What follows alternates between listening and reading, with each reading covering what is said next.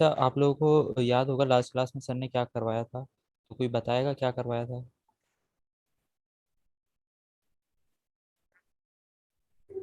Sir ने ना last class में हमें जो हमारा लास्ट कोर्स था जिसमें हमने पोस्ट गेट और डिलीट रिक्वेस्ट हम्म। वगैरह जो थी उसको डील कर रहे थे।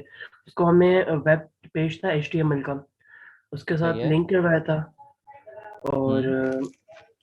इस तरह की चीज़ें थी। अच्छा, चलो सही है। हमने अभी तक जो ऑपरेशंस किए हैं वो किए हैं एक वो सर्वर के ऊपर ही, और कहीं पे स्टोर नहीं करवाया। जब भी हम आपने देखा होगा, जब भी हम सर्वर रिस्टार्ट करते हैं तो सारा डेटा रीसेट हो जाता है, ऐसा ही है। रीसेट हो जाता है, बिल्कुल ऐसे ही है, बिल्कुल। सही कह रहे हैं। अच्छा, तो आज हम जो है ना उसको थोड़ा सा और डिटेल में लेके चलते हैं, और हम उसका डेटा जो है वो डेटाबेस में स्टोर करवाते हैं। अच्छा, आप लोगों में से किसी को पता है मोंगो डीबी क्या होता है?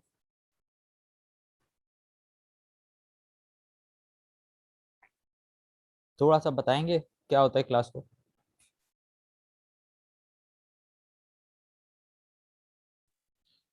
जी अस्सलाम वालेकुम। हमने लास्ट क्वार्टर में किया था मोंगो डीबी, जिसके हम्म। अंदर हमने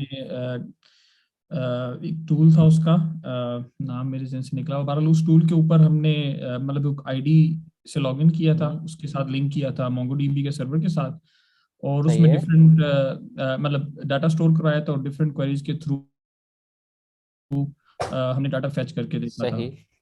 तो It is a हमने जो है वो document based SQL, bill NoSQL bill databases. Bill बिल्कुल बिल्कुल। अच्छा सही है। हमने जो वो किया था वो किया था हमने रस्ट के ऊपर ना। आज हम जो है ना उसको नोट जेएस के ऊपर करेंगे। फिर अगर क्लास में एंड में टाइम बचा तो फिर उसको हम कोशिश करेंगे कि वही ऑपरेशन जो है हम जो डेटाबेस में एंट्री, मतलब हम यूजर से इनपुट लें इन चैटबॉट, और उसको फिर डेटाबेस में स्टोर कराएं, वो भी हम कोशिश करेंगे कि देख लें आज की डेट में ना, अगर टाइम इतना बच सका हमारे पास एंड में।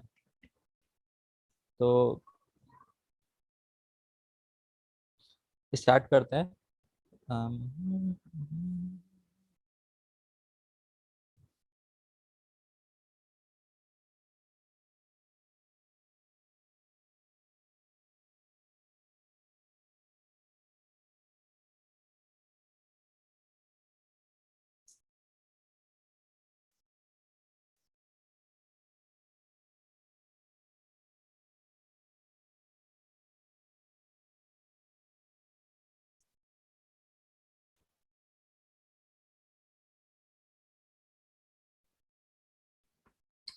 अस्सलाम वालेकुम। वालेकुम अस्सलाम सर, क्या हाल है आपके? अल्लाह का करम। अच्छा भाई, आवाज़ आ रही है ना आप लोगों को? बिल्कुल सर, आवाज़ आ रही हाँ, है आपकी। इधर आ रही। सही हो गया। अच्छा, मेरे ख्याल से रिकॉर्डिंग जो है वो स्टॉप हो चुकी है। मैं जी रिकॉर्डिंग सर। ऑन कर, रिकॉर्डिंग देखें आपके पास ऑप्शन आ रहा बिल Recording है। in progress. ऑन कर दी सर, ऑन कर दी। बस ठीक हो गया। चलें भाई, तो स्टार्ट करते हैं। आज ये कि जमील भाई आपको इंशाल्लाह जो है वो करवाएंगे, एक टास्क है जो कि मोंगो डीबी से रिलेटेड है। तो वो आप लोगों ने देखना है। इसके बाद ये कि मैं आपको थोड़ा सा ओवरव्यू दूंगा। शायद मैंने आप लोगों को बताया हो कि किस तरीके से जो है वो ये पूरा सिस्टम क्लाउड्स पे चल रहा होता है। तो एक्चुअल में आज हम बात करेंगे सर्वर साइट्स की, कि सर्वर एक्चुअल में है क्या और किस तरीके से चल रहे होते हैं, ब्रॉडर टर्म में। तो जमील भाई आप जो है वो स्टार्ट करें, तो अगर रिमेनिंग टाइम बचा तो फिर इंशाल्लाह मैं कंटिन्यू करूँगा। Thank you. बिल्कुल सर। Thank you. अच्छा, तो सबसे पहले हम ब्लैंक प्रोजेक्ट क्रिएट कर लेते हैं। npm init y।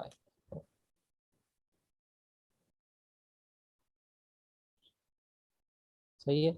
हमने ये ब्लैंक प्रोजेक्ट क्रिएट कर लिया। एक फाइल क्रिएट कर लेते हैं index.js की। अच्छा, हम आपने तो लास्ट क्लास में जो पैकेजेस देखे थे वो थे, एंड हमने एक्सप्रेस इंस्टॉल किया था। सही है। एक्सप्रेस के बाद हम आज करेंगे मोंगूज इंस्टॉल। ये नज़र आ रहा है आप लोगों को सबको? जमील भाई, जी जी। जमील भाई, ये फाइल का नाम इंडेक्स रखना ज़रूरी है या हम कुछ भी रख सकते हैं? आप कुछ भी रख सकते हैं। आप चाहे मैं इसको सर्वर कर देता हूँ। अच्छा अच्छा, ठीक जी, ठीक ठीक। इसमें शायद मुमकिन है कि इस इंटरनल किसी सिस्टम की कोई रिक्वायरमेंट हो।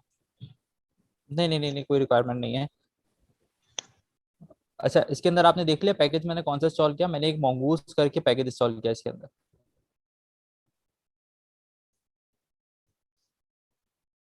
अच्छा सर, आपने गिटहब को पायलट सुना? For what? For coding. Automation? हाँ, फॉर कोडिंग असिस्टेंट।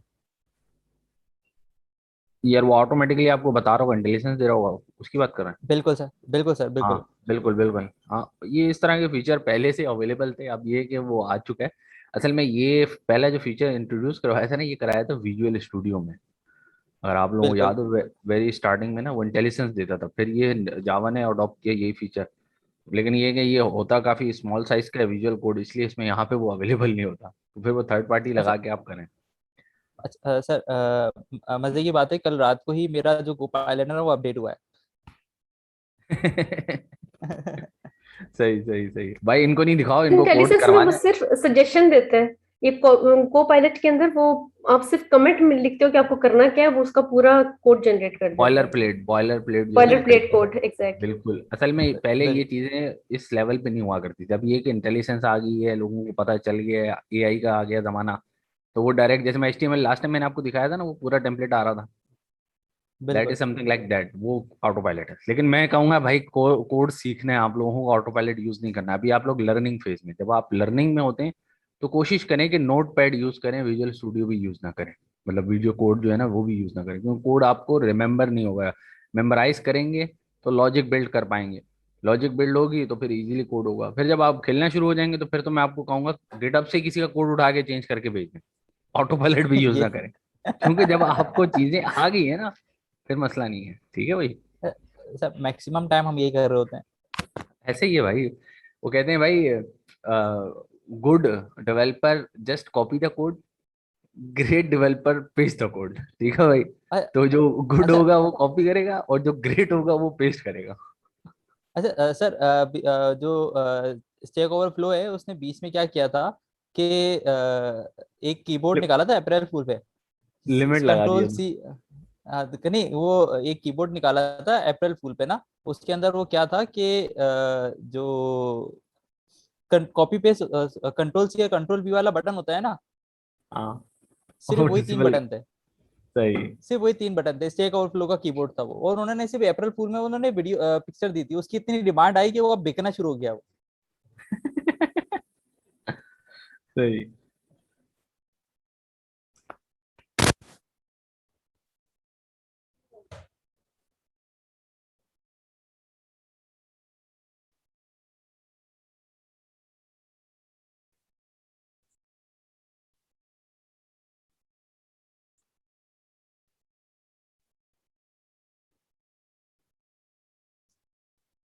अच्छा, ये आप लोगों को स्क्रीन नजर आ रही होगी मेरी। मैंने इसके अंदर ज़्यादा चीज़ें नहीं की, मैंने सिर्फ एक्सप्रेस को रिक्वायर किया ऐप ऐप के ऊपर, उसको जिस तरीके से सर्वर क्रिएट करते हैं, मैंने उस तरीके से सर्वर क्रिएट किया एक। और उसको मैं स्टार्ट कर देता हूँ, npm स्टार्ट। सही है, इसके अंदर देख लो मैंने ज़्यादा कुछ नहीं किया, ये 4 लाइनों का कोड है सर्वर लिखने के लिए। अच्छा, अब आते हैं नेक्स्ट मंगूस के ऊपर ना। तो सबसे पहले हम जाते हैं। अच्छा, मोंगो डीबी हम काफ़ी 3-4 तरीकों से हम अपने सिस्टम में लेके आ सकते हैं। पहली चीज़ है कि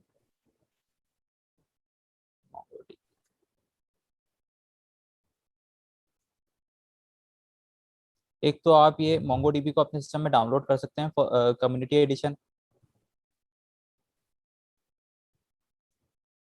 इधर से ये आप ये डाउनलोड कर सकते हैं, एक ये चीज़ है।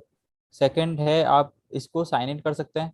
मोंगो डीबी को साइन इन करेंगे तो ये आपको एक फ्री दे देगा।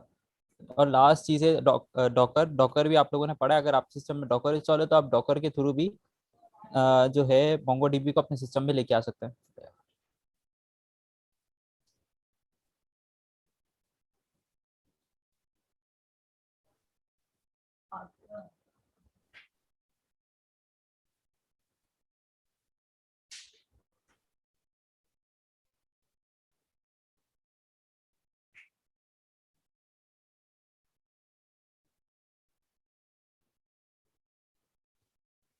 ये मोंगो डीबी की ऑफिशियल इमेज है, इसको इसके अंदर सारी डॉक्यूमेंट इसके अंदर लिखा हुआ है किस तरीके से आप मोंगो डीबी को रन कर सकते हैं डॉकर की इमेज अपने सिस्टम के अंदर।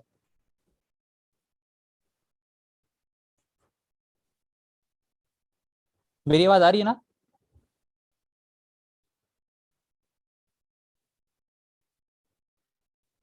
जी जी सही। जमील भाई आ अच्छा रही अच्छा, नहीं वो भी कोई फीडबैक नहीं आ रहा होता ना तो पता नहीं चलता।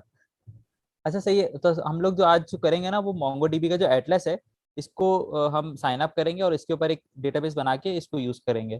तो इसको मैं साइन अप करता हूँ, साइन अप विद गूगल।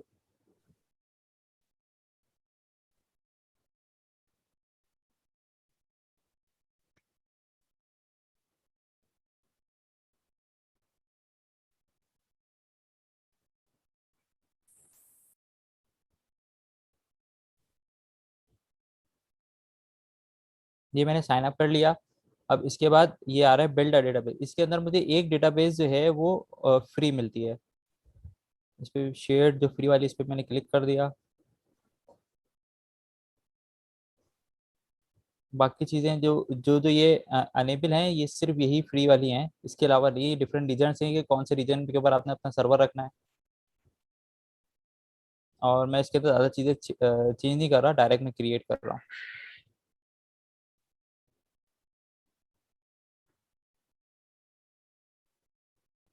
ये थोड़ी देर में मुझे मेरा सर्वर मुझे एक क्लस्टर क्रिएट कर देगा फॉर मोंगोडीबी।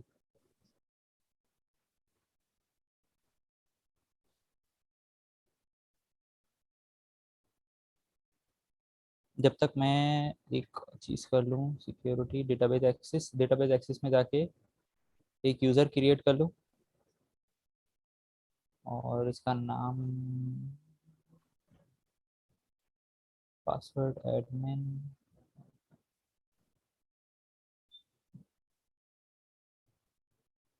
इसका मैंने पासवर्ड रख लिया और उसको मैंने ऐड कर दिया यूज़र को।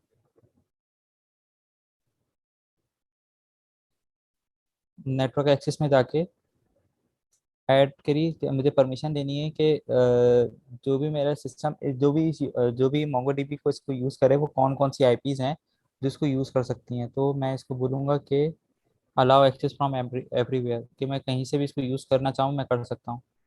लेकिन जो इन्वायरमेंट होता है उसके अंदर अगर आपको जो इंटरनेट होता है या इंटरनेट होता है उसके अंदर अगर आपने बाजू का कुछ ऐसे सॉफ्टवेयर होते हैं जो आपने सिर्फ एक कंपनी लिमिटेड के अंदर ही बनाने होते हैं। तो उसके अंदर फिर वो आईपी आपको रिस्ट्रिक्ट करनी पड़ती है कि इसी सिस्टम को, ये सिस्टम जो डेटाबेस है वो इसी आईपी के ऊपर चले। वो बिल्कुल एक डिटेल है उसके अंदर, उसको नहीं जाते।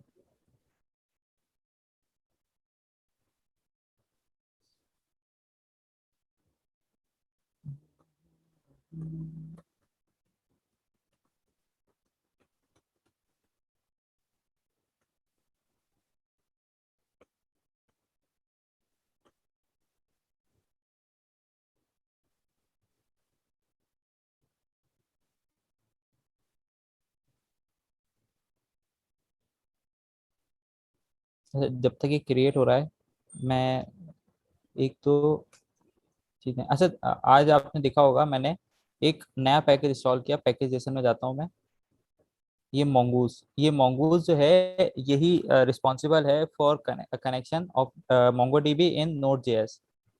इसको इंस्टॉल करने का तरीका बिल्कुल सेम टू सेम वैसे ही है जिस तरह हम एक्सप्रेस को इंस्टॉल करते हैं। npm i mongoose, ये मैंने इंस्टॉल किया हुआ है पैकेज, तो मेरे पास आ रहा है। अब इसको मैं कनेक्ट करवाने के लिए सबसे पहले मुझे इसको बताना पड़ेगा कि मुझे चाहिए। मैं एक वेरिएबल बना लेता हूँ मंगूस के नाम से। इसके बाद मैं इसको बोलता हूँ रिक्वायर मंगूस। जो मैंने पैकेज यहाँ पे इंस्टॉल किया था उसको मैंने इधर कॉल कर लिया और एक वेरिएबल के अंदर।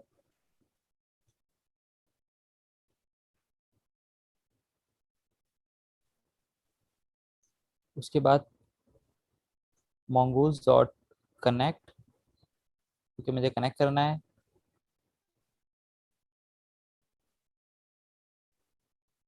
और ये हो गया। अच्छा ये डेटाबेस से मेरा क्लस्टर क्रिएट हो गया। इसके अंदर अब मैं जाऊंगा और कनेक्शन स्ट्रिंग एक कॉल करूंगा। कनेक्शन स्ट्रिंग कॉल करने के बाद जो कनेक्ट योर एप्लीकेशन है ना, मैं इस पर क्लिक करूंगा और मेरा नोड.जेएस सर्वर है और ये मुझे एक स्ट्रिंग इसने दे दी है। इसको मैं कॉपी करूंगा। ये मेरी डेटाबेस की यूआरएल है कनेक्ट करने के लिए। ये मैंने इसको यहाँ पेस्ट कर दिया।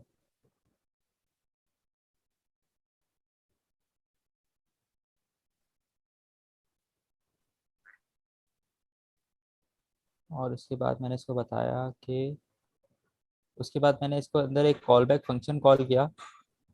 एरर, मेरी स्क्रीन नजर आ रही है आप लोगों को ना?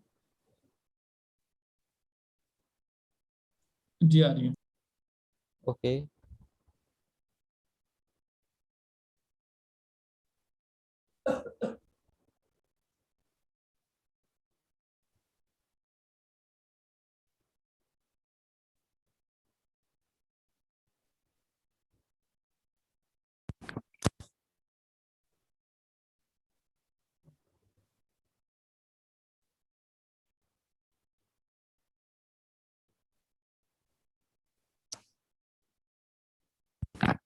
वो एक ब्रैकेट मिस हो रहा है मुझे लग रहा है, जी कनेक्ट जी वाला सर, वो ब्रैकेट। ब्रैकेट, जी जी वो तो मुझे पता है ब्रैकेट में सो रहा है। एक्चुअल में वो मैं लाइन पे पहुंच नहीं पा रहा। भाई इंटर करके नीचे कर दो ना थोड़ा। हाँ, हाँ ये वो आ गया है? एक्चुअल में जो है ना, मेरी ये स्क्रीन आ थोड़ी गया सी ये छोटी है। हाँ हाँ हाँ, बिल्कुल। एक्चुअल मेरी स्क्रीन थोड़ी सी छोटी है ना, इसलिए ऐसा हो रहा बिल्कुल है। आपने जूम किया भाई, और भी और ज्यादा छोटी होगी, इसको थोड़ा पीछे कर लो, नजर आ जाएगा इन्हें। बिल्कुल, आपको एक मिनट। मोबाइल पे बैठा होगा तो नजर नहीं आएगा। ये लीजिए। और एक्चुअल में जो जावास्क्रिप्ट एक्वा 6 है ना, उसके अंदर हुआ ये है कि जो इफ है ना, इफ के लिए आपको ये ब्रैकेट लगाने नहीं पड़ते अगर एक लाइन का कोड है तो इसलिए जो है ना वो एल्स नहीं उससे उठाया।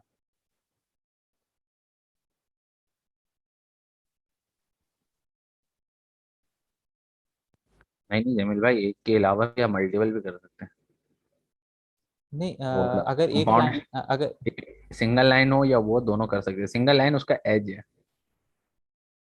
आप देखो ब्रैकेट मिस हो रहा होगा, ऊपर देखें कनेक्ट का ब्रैकेट मिस हो रहा होगा कहीं ना कहीं।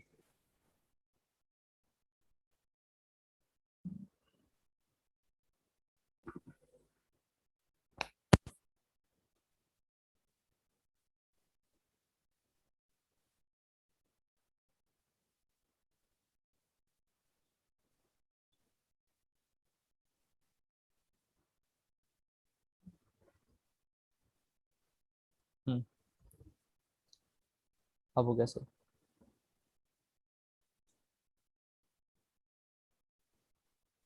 ये लीजिए। अगर मैंने इसको कनेक्शन स्ट्रिंग देने के बाद, ये कनेक्शन स्ट्रिंग है इसकी, इसके बाद मैंने इधर कॉमा लगाया, कॉमा लगाने के बाद एक कॉल बैक फंक्शन कॉल किया। मैंने इसके अंदर एरर बताया कि अगर एरर हो तो मुझे बता दे, कंसोल कर दे कि एरर आ रहा है कोई, वरना मुझे कनेक्टेड का एरर दे दे। कनेक्टिंग कनेक्टेड का हो जो बता दे कि कनेक्ट हो गया। अब इसको चेक करते हैं कि डेटाबेस मेरी कनेक्ट हो गई या नहीं हुई। इसको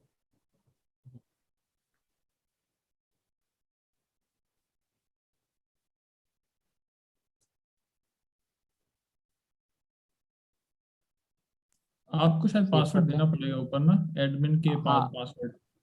बिल्कुल बिल्कुल।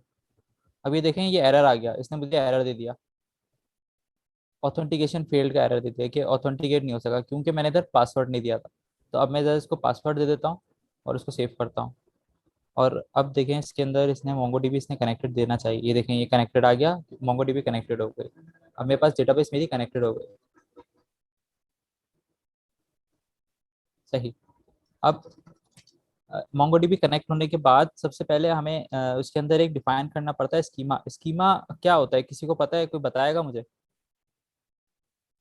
स्कीमा बेसिकली एक ब्लूप्रिंट होता है कि क्या क्या चीजें रिक्वायर्ड होंगी नहीं होंगी, तो अ, उस पर कोई एरर आता है। सही। हाँ। एक्चुअल में स्कीमा एक, आप इसको कह लो कि वो एक ऐसी चीज है जो आपके डेटाबेस को बताती है कि आपका जो डेटा है वो डेटाबेस में किस तरीके से स्टोर होगा। मतलब सर्वर को पता चलता है कि उसने डेटाबेस के अंदर जो डेटा है वो किस तरीके से स्टोर करना है, किस जगह पे किस तरह स्टोर करना है। तो वो चीज होती है स्कीमा। तो उसके लिए फिर हम एक स्कीमा बनाते हैं सबसे पहले। यूजर स्कीमा नाम रखता हूँ मैं इसका। और इसके बाद न्यू मोंगूस, क्योंकि हम मोंगूस यूज कर रहे हैं, ये वाला जो वेरिएबल है ये मोंगूस, इसको कॉपी, इसको हम यूज करेंगे न्यू मोंगूस डॉट, इसके अंदर आता है स्कीमा। हमने स्कीमा बना लिया और उसके अंदर फिर एक ऑब्जेक्ट जाएगा। ऑब्जेक्ट के अंदर हमें बताना पड़ेगा हमें क्या क्या चीज़ें रिक्वायर्ड हैं। और उसके बाद वो, मतलब अगर हमने यूज़र का नाम लेना है तो नाम जो है वो कौन से फॉर्म में आएगा, in the sense of string आएगा, नंबर आएगा या एरे होगा, वो चीज़ें हमें बतानी पड़ेंगी। तो सबसे पहले हम यूज़र क्रिएट कर रहे हैं, तो हम उसके लिए नेम लेंगे, नेम के आगे हम लिखेंगे स्ट्रिंग। इसके अलावा हमने ईमेल लेनी है और उसके बाद हमने उसकी एज लेनी है, हम लेंगे उसको नंबर में, एज नंबर में ले लेंगे। अच्छा, अब ये स्ट्रिंग स्ट्रिंग है, अगर चलें इसको हम आगे चल के बताते हैं इसके बारे में।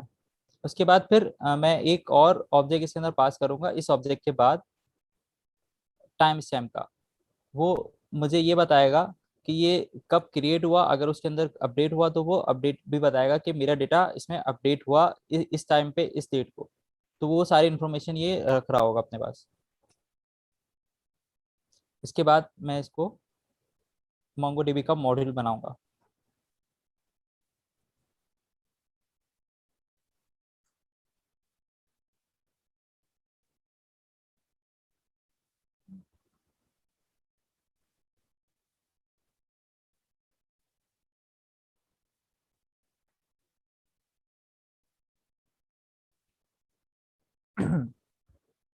अब ये वाला जो वेरिएबल है ना, अब ये वेरिएबल अब रिस्पॉन्सिबल हो गया है for storing data in MongoDB, और वहां से मुझे रिट्रीव करने के लिए यही इसका रिस्पॉन्सिबल होगा यूजर।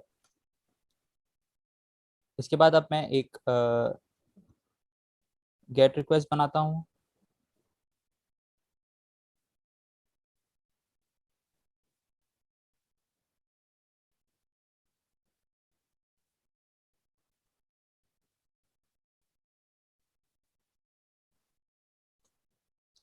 अब ये जो यूजर है ना, अब इसको मुझे इसके अंदर जो भी डेटा है मुझे वो लिख के आना है, तो इसके अंदर एक फंक्शन होता है फाइंड का, वो मैं कॉल करूंगा, और फाइंड के अंदर मैं उसको बताऊंगा कि जो भी चीज़ है सारी की सारी लेके आ जाओ, और ये एक कॉल बैक फंक्शन को कॉल करता है। इसके अंदर दो चीज़ें जाती हैं, एक होता है एरर और एक होता है जो उसका डेटा है वो।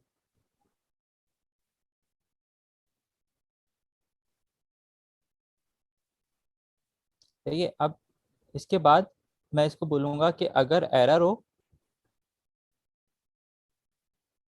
तो रिटर्न रिटर्न कर दे जो एरर आया है, सही है, वरना रिटर्न करे जो डेटा उसे मिल रहा है। ये चीज़ समझ में आई आपको? मैंने उसको बोला डेटाबेस के अंदर जाओ और सारी डेटा लेके आओ।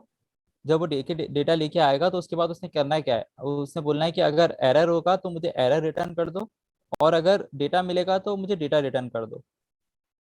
इसी तरीके से अब मैं एक पोस्ट रिक्वेस्ट बनाता हूँ ताकि मैं इसके अंदर डेटा भी ऐड कर सकूँ।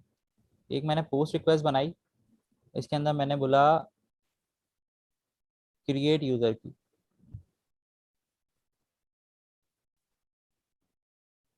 चाहिए इसी तरीके से रिक्वेस्ट कॉमा रिस्पॉन्स,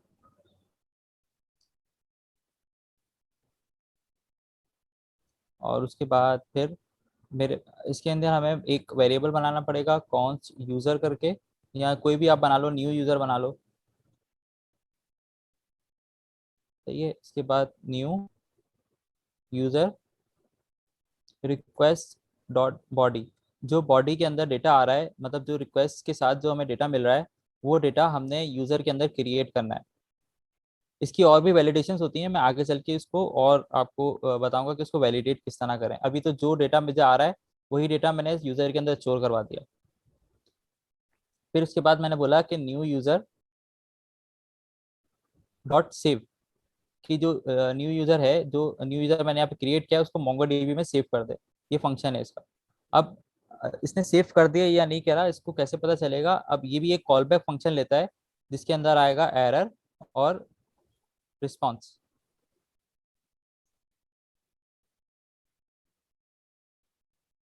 सही है, मैं इसको वैसे ही बता दूंगा, इफ एरर हो तो रिटर्न कर दे एरर,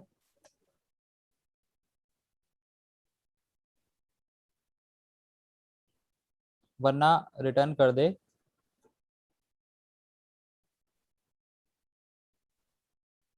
जो मैंने ऑब्जेक्ट क्रिएट किया यहाँ पे।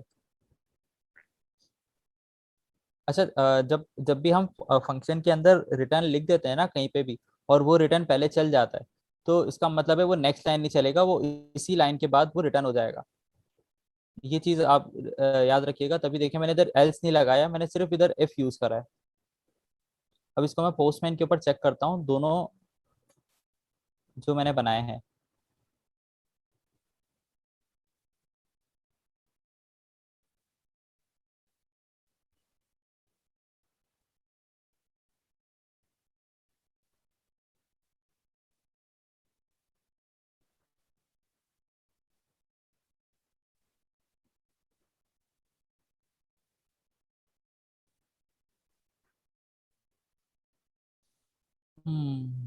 इधर मैं एक ऐड कर लेता हूँ।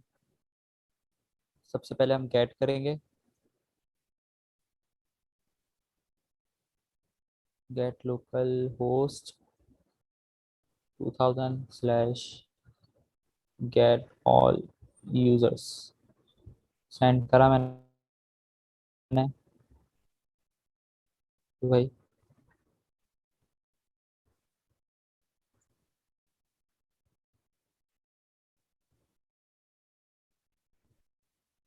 हम्म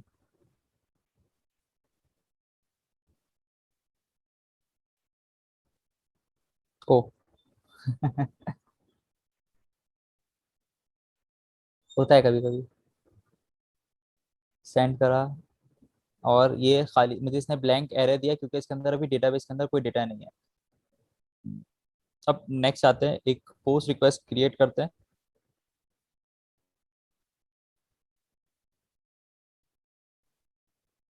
local host colon 2000 slash create user.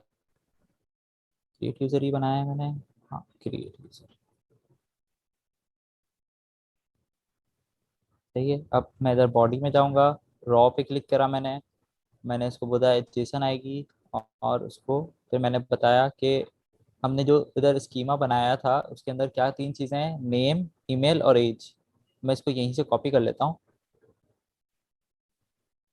ताकि स्पेल मिस्टेक कोई ना हो।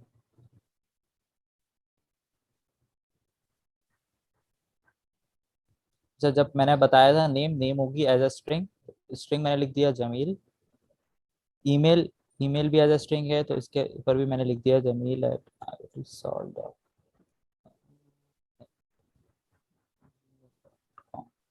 तो ये एज, इधर मैंने अपनी एज लिख दी। अब देखिए नेम था एज अ स्ट्रिंग, मैंने इसको स्ट्रिंग पास किया। एज एज अ नंबर था, यहाँ पे देखोगे ना अगर, तो यहाँ पे एज एज अ नंबर है, तो इसको मैंने इस तरह एज अ नंबर पास किया। उसके बाद मैं इसको सेंड करूंगा, और ये इसने क्रिएट कर दिया। अब देखो अगर इसके अंदर हमने तीन चीज़ें पास की थी, नेम, नेम आ गया, ईमेल पास की थी, ईमेल आ गया, एज पास की थी, एज आ गया। ये जो आईडी है, ये यूनिक जनरेट आईडी है, ये ऑटोमेटिकली मोंगोडीबी जो है वो खुद क्रिएट करता है। हर ऑब्जेक्ट को या हर कलेक्शन को बोलें या हर डॉक्यूमेंट को यूनिक आइडेंटिफाई करने के लिए ये अलग से एक आईडी जनरेट करता है खुद से। इसके बाद ये क्रिएटेड एड और अपडेटेड एड का जो ये दो आए हैं ऑप्शंस, ये आए हैं इससे टाइम स्टैम्प। ये टाइम स्टैम्प क्या करते हैं, ये देखें इसके अंदर, अगर आप देख सकें, मैं इसको जूम करता हूँ तो इसके अंदर इन्होंने डाउन कर दो, ये क्रिएटेड एड के ऊपर इसने बता दिया कि किस टाइम पे मेरा ये ऑब्जेक्ट क्रिएट हुआ था। अगर मैं इसके अंदर कुछ अपडेट करता हूँ ना, तो फिर ये टाइम जो है चेंज हो जाएगा, अपडेट वाला, बताने के लिए कि ये वाला ऑब्जेक्ट जो है इस टाइम पे अपडेट हुआ था। अब मैं दोबारा गेट करता हूँ तो देखने के लिए कि ये जो मैंने बनाया है, अभी जो मैंने स्टोर किया इसके अंदर, वो डेटाबेस में स्टोर हुआ या नहीं हुआ। तो मैं इसको गेट करता हूँ। तो अभी देखेंगे आप, पहले जो था वो ब्लैंक आ रहा था, लेकिन अब जो है एक ऑब्जेक्ट के साथ आ रहा है। अब यही चीज़ मैं वेरीफाई करने के लिए कि ये डेटा मेरे डेटाबेस में स्टोर है या नहीं, मैं जाता हूँ एटलस के ऊपर। ये मैं एटलस के ऊपर आ गया। अब मैं इधर जाता हूँ ब्राउज कलेक्शन के ऊपर।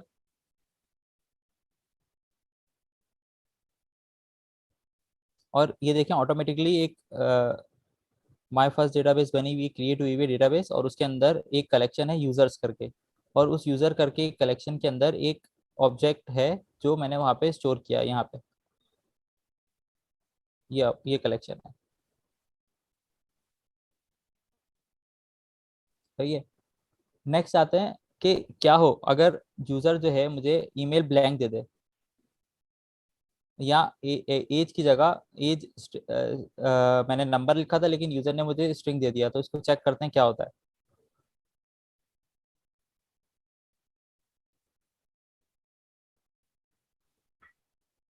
हम्म,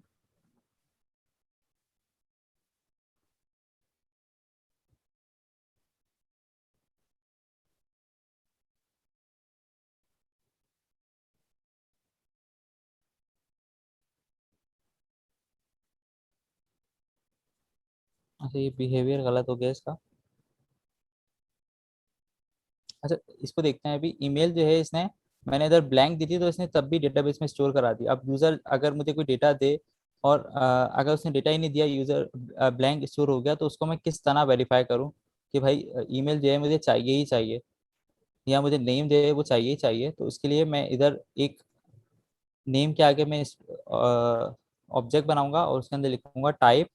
टाइप तो हो स्ट्रिंग, लेकिन ये मुझे ब्लैंक नहीं चाहिए, मुझे इसके अंदर कोई ना कोई डेटा चाहिए ही चाहिए। तो रिक्वायर्ड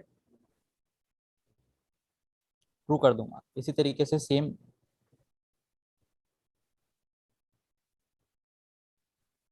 इस जगह भी मैं इसको रिक्वायर्ड ट्रू कर दूंगा कि मुझे ये लाजमी चाहिए ही चाहिए।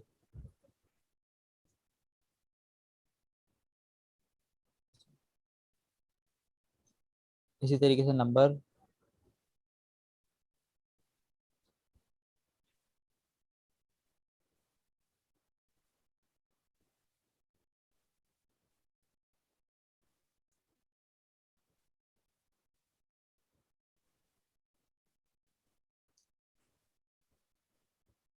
उसके लिए भी मैं बताता हूँ वैलिड ईमेल किस तरह लेंगे हम।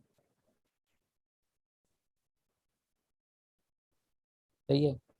ये हो गया। अब इसके अंदर मैं यहाँ पे आऊंगा। अब मैं इधर एक तो मैंने मोंगोडीबी को बता दिया कि ये जो आएंगे उसके बाद ही आपने स्टोर करना है, ब्लैंक आपने स्टोर नहीं करना है। लेकिन मैं इधर वेरीफाई भी करूं कि जो मेरे पास डेटा आ रहा है वो डेटा वेरीफाई कि डेटा आ भी रहा है या नहीं आ रहा है, या ब्लैंक आ रहा है। तो इसके लिए मैं करूंगा if request dot body dot name not equal to null, या अगर नल है, ब्लैंक है।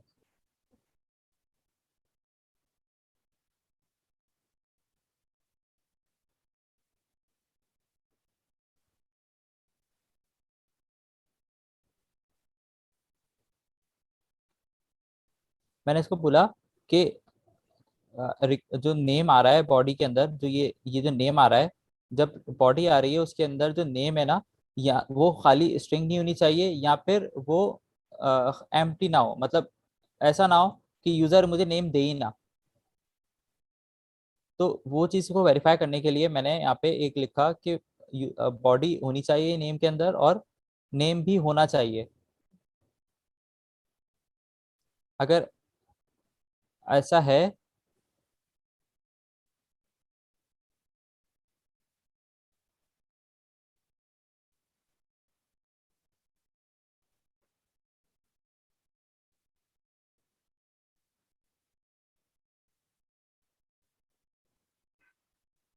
तो आगे ना बढ़े और यहीं से रिटर्न कर दे।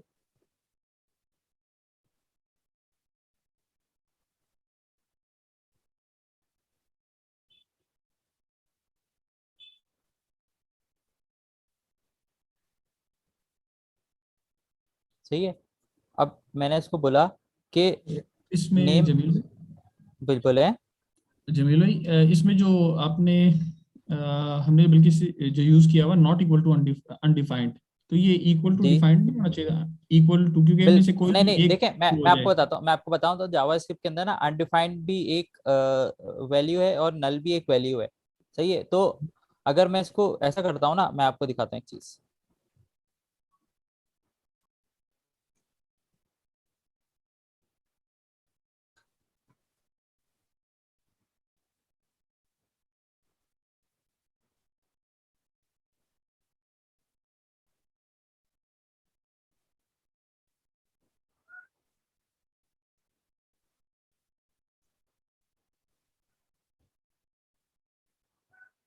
अच्छा अब देखें, मैंने जो है ना इसको कंसोल भी कर लिया और इसको मैं रिटर्न भी करा रहा हूँ। तो अब मैं आपको एक चीज़ दिखाता हूँ। मैंने जो है इसके अंदर नेम ईमेल वगैरह मैंने हटा दिया। मैं अभी ब्लैंक ऑब्जेक्ट भेज रहा हूँ ना, कुछ भी नहीं है इसके अंदर। मैं इधर गया तो इसने बोला नेम इज रिक्वायर्ड। अब मैं इधर भी दिखाता हूँ आपको क्या आया। सेव नहीं किया मैंने, दोबारा भेजता हूँ।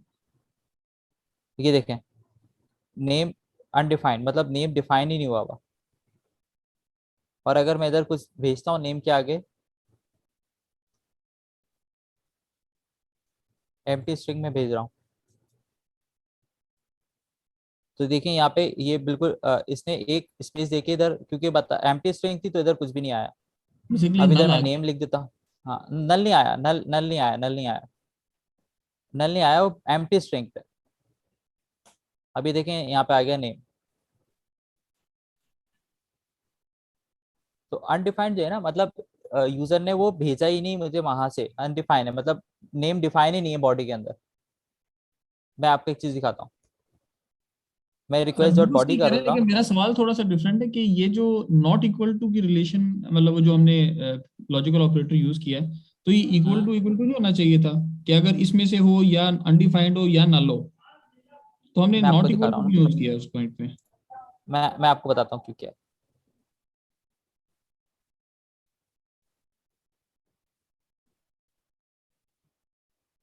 मैं नेम इसमें से हटा रहा हूँ, ईमेल और एज भेज रहा हूँ, सही है।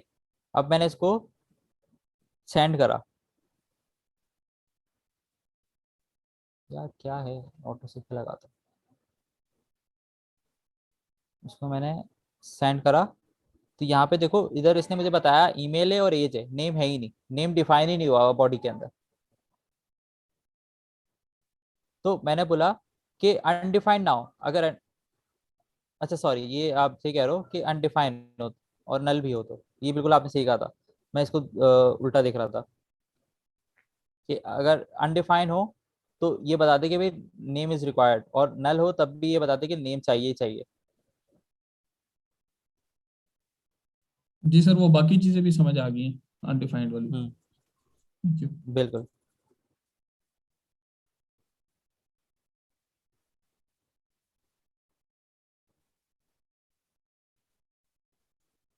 इसी तरीके से ईमेल हो गई।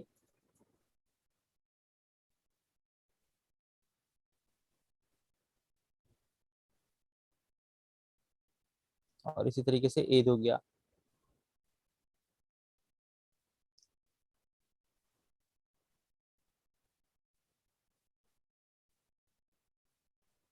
अच्छा, एज के अंदर हम एक चीज और एक्स्ट्रा कर सकते हैं कि जो इसकी टाइप हो ना,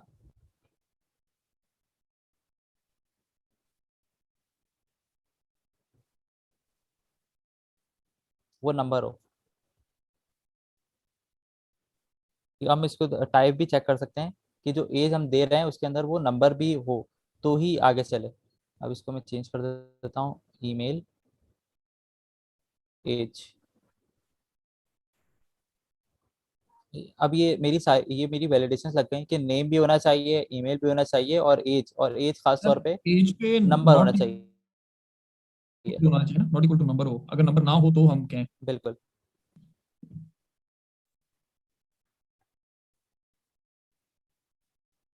अब इसको मैं चेक कर लेता हूँ कि पहले, सबसे पहले मैं नेम तो मैंने चेक कर लिया था। अब नेम,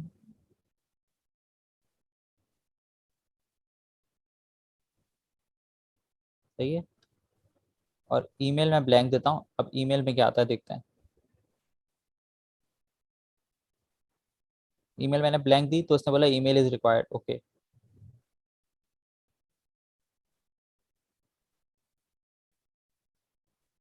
एज जो है मैं इसको एज अ स्ट्रिंग पास करता हूँ, तो एज इज रिक्वायर्ड आ गया।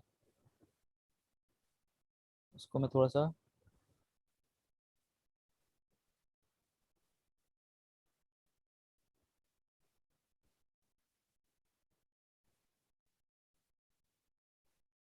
दोबारा मैं सेंड करता हूँ इसको। तो age is not a number है, तो उसको नंबर अप करते हैं कन्वर्ट, और अब इसको सेंड करते हैं। तो ये अब डेटाबेस में अंदर डेटा स्टोर हो गया सारे वैलिडेशन के साथ।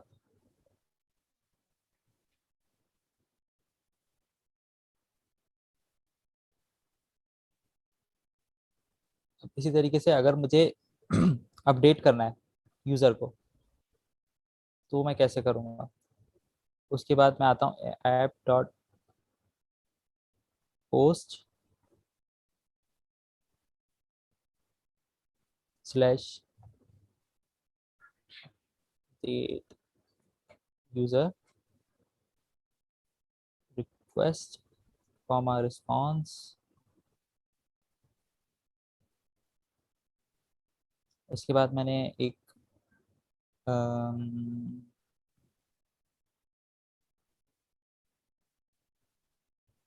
इसी तरीके से मैंने चेक करवाया कि नेम जो है वो नल नहीं होना चाहिए, ईमेल भी नल नहीं होना चाहिए, एज वैसे की वैसी हो जिस तरह हमने ऊपर चेक करवाया था। ये तो वो पूरा पूरा वैसे का वैसे ही आ गया। नेक्स्ट आता है कि यूजर जो है वो यूजर में जाए और फाइंड बाय आईडी, ये जो आईडी क्रिएट हुई है ना यहाँ पे अंडरस्कोर आईडी, इसके थ्रू वो फाइंड करे और उसके अंदर जो हमने बॉडी में डेटा दे रहे हैं वो डेटा अपडेट कर दे, और फिर अगर एरर हो तो एरर रिटर्न कर दे, और सक्सेस हो तो सक्सेस रिटर्न कर दे। इसके अंदर मैं आगे एक बोलता हूँ कि जो न्यू डेटा हो ना वो ही रिटर्न करे, ये ना हो कि वो मुझे पुराना डेटा रिटर्न कर रहा हो जो अपडेट से पहले वाली वैल्यू है। फाइंड, अच्छा ये जो फंक्शन है ना फाइंड बाय आईडी या डॉट सेव, ये आपको कहाँ मिलेंगे, कहाँ इसकी डॉक्यूमेंटेशन लिखी हुई है, ये भी मैं आपको बता देता हूँ।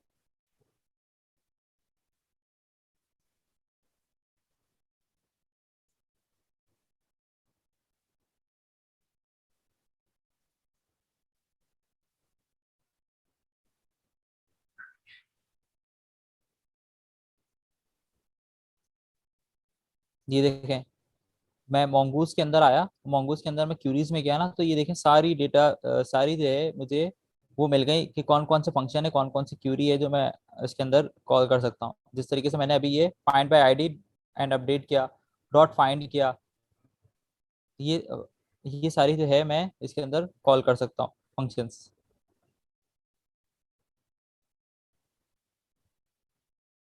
अब मैंने अपडेट यूजर वाला कॉल करना है,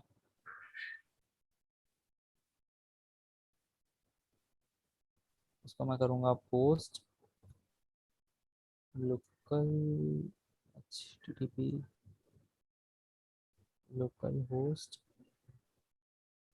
2000 अपडेट अपडेट यूजर। बॉडी में गया मैं, रॉ पे गया, जेसन मैंने इसको बोला कि जेसन आएगी।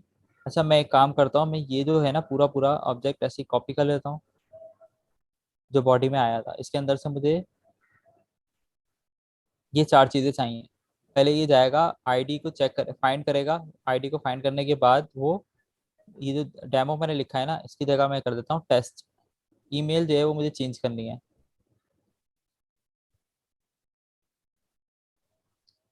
जो ये वाला जो यूज़र है जो मैंने अभी लास्ट क्रिएट किया था जिसके अंदर jamil@demo.com लिखा हुआ है, इसको मैंने करना है jamil@test.com।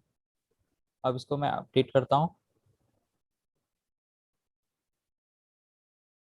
अच्छा सारी चीज़ रिक्वायर्ड है। अब मैं इसको साइन करता हूँ दोबारा। अब इसने क्या एरर दिया, call back must be a function. Okay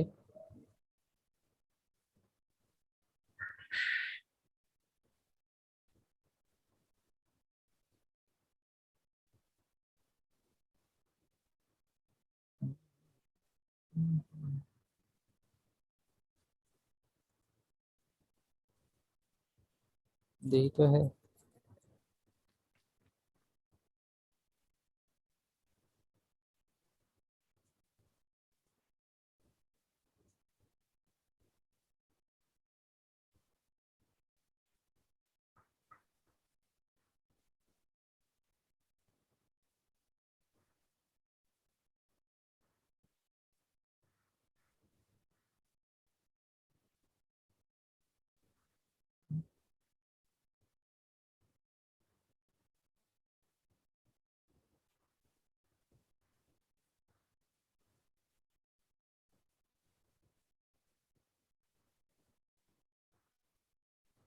सही मैंने किया है।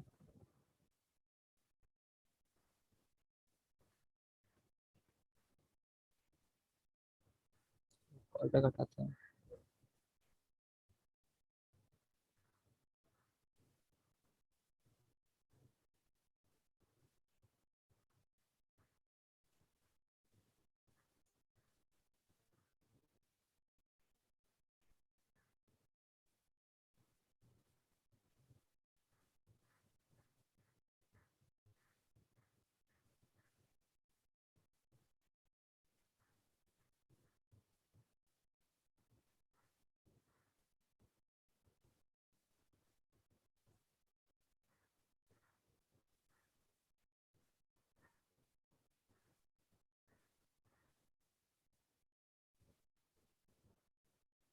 कभी कभी ये मसले बात करते हैं।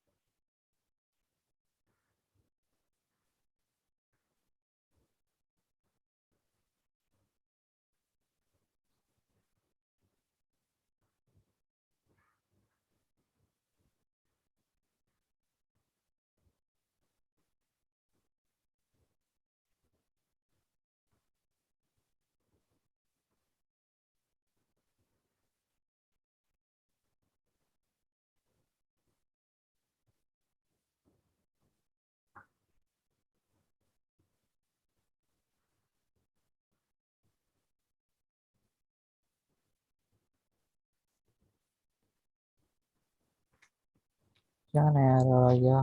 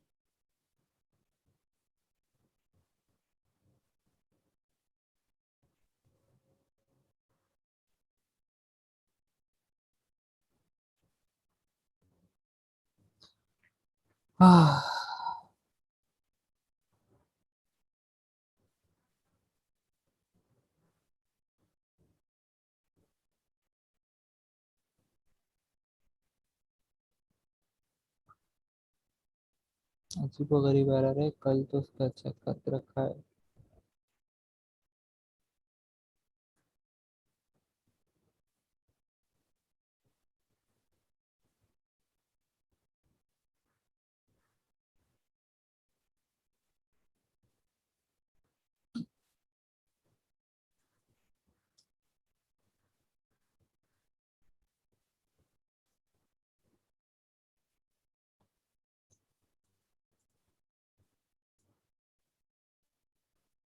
सही। अच्छा, एक्चुअल में क्या हो रहा है इसके अंदर ना, क्या प्रॉब्लम आई है? बिल्कुल बिल्कुल। इसके अंदर प्रॉब्लम, अच्छा ये इसके अंदर प्रॉब्लम ये आई है कि ये जो यूजर फाइंड है ना, ये एक प्रॉमिस रिटर्न कर रहा है। अब प्रॉमिस प्रॉमिस के बारे में आपको पता है कि प्रॉमिस क्या होता है, तो वो कन्वर्ट नहीं कर पा रहा था, इस वजह से वो एरर आ रहा था। तो इसके लिए जो है ना, मुझे एसिंग बताना पड़ेगा और उसका वेट करना पड़ेगा कि भाई वो कन्वर्ट हो जाए, पूरा मुझे डेटा लेके आ जाए, उसके बाद ही वो आगे चले, वरना ना चले। अच्छा, यहाँ तक जितना मैंने करवाया उसके हिसाब से आपको कोई क्वेश्चन है या कोई ऐसी चीज जो समझ में नहीं आ रही हो, वो पूछ लें ताकि फिर मैं आगे बढ़ सकूं।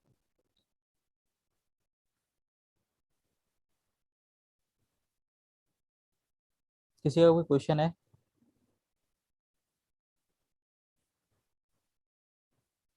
हाँ, बिल्कुल। ये चीज मैं हटा देता हूँ। एक्चुअल में जो कोड चल नहीं रहा था, तो वो मैंने पुराना कोड जो मेरा पहले से लिखा हुआ कोड था ना, वो मैं रन कर रहा था। ये मैं हटा देता हूँ ताकि आपकी कंफ्यूजन दूर हो जाए। अब सही है।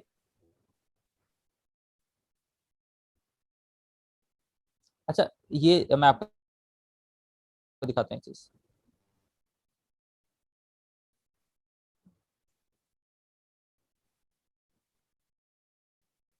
अच्छा, इसमें आ नहीं रहा है ना।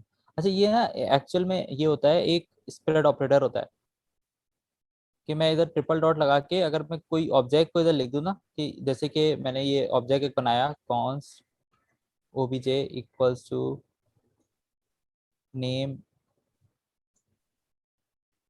सही है, ये मैंने एक ऑब्जेक्ट बनाया। अब मुझे इसकी कॉपी बनानी है ना, तो मेरे पास दो तरीके हैं। या तो मैं डायरेक्ट इसको ओबीजे को डायरेक्ट इधर से इधर उठा के रख दूं, या फिर मैं इधर थ्री डॉट लगा के ओबीजे लिख दूं, तो ये जो है ना, ये जो ऑब्जेक्ट है ना, इसकी कॉपी बन जाएगी। ये इसका बताने का मकसद होता है कि ऑब्जेक्ट के अंदर जितना डेटा है ना, वो सारा का सारा लेके आ जाओ।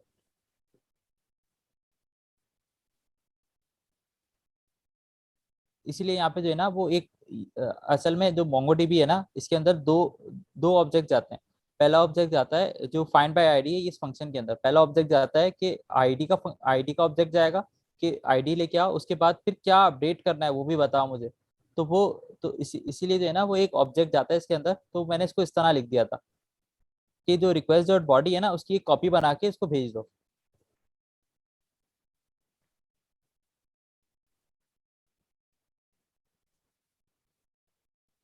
बिल्कुल, कॉपी की हद तक है, इसको कॉपी कॉपी ही करते हैं।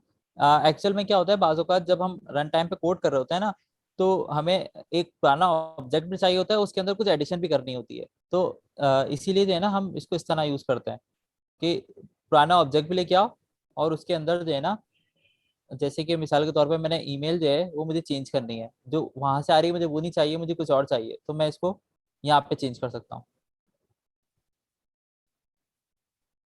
कि पूरा पूरा पूरा ऑब्जेक्ट लेके आओ, लेकिन जो जहाँ पे ईमेल है ना, उसकी जगह पे ये वैल्यू डाल दो।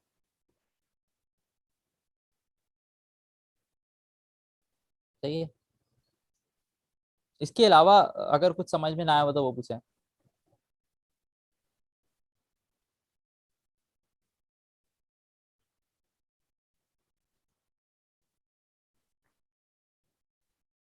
ओके, क्लियर है यहाँ तक आप सबको? अच्छा, ये जो यहाँ पे मैंने अवेट लगाया और रेसिंग फंक्शन इसको कॉल किया, इससे पहले जो एरर आ रहा था, वो मैं आपको बता दूं कि एरर क्या आ रहा था। एरर इस तरीके से आ रहा था कि ये जो यूजर है ना, ये अपना काम करने गया हुआ था, लेकिन उससे पहले ही उस डॉक्यूमेंट जो है ना, क्योंकि मैंने यहाँ पे लगाया हुआ है कि जेसन ऑब्जेक्ट रिटर्न होगा, तो डॉक्यूमेंट के अंदर कोई ऐसी वैल्यू थी नहीं जो वो रिटर्न कर सके या जेसन में उसको कन्वर्ट कर सके, तो इसलिए वो बार बार एरर आ रहा था, क्योंकि ये अपना काम कर रहा था और ये रिटर्न ही नहीं आया था, और वो आगे बढ़ गया था। तो इसीलिए मैंने उसको बोला कि भाई ये एसिंग फंक्शन है, और एसिंग फंक्शन के अंदर आपने इसको यूजर को जो है वेट करना है जब तक कि अपना काम कंप्लीट ना कर ले। जब ये अपना काम कंप्लीट कर ले, उसके बाद ही आपने आगे चलना है, वरना नहीं चलना है।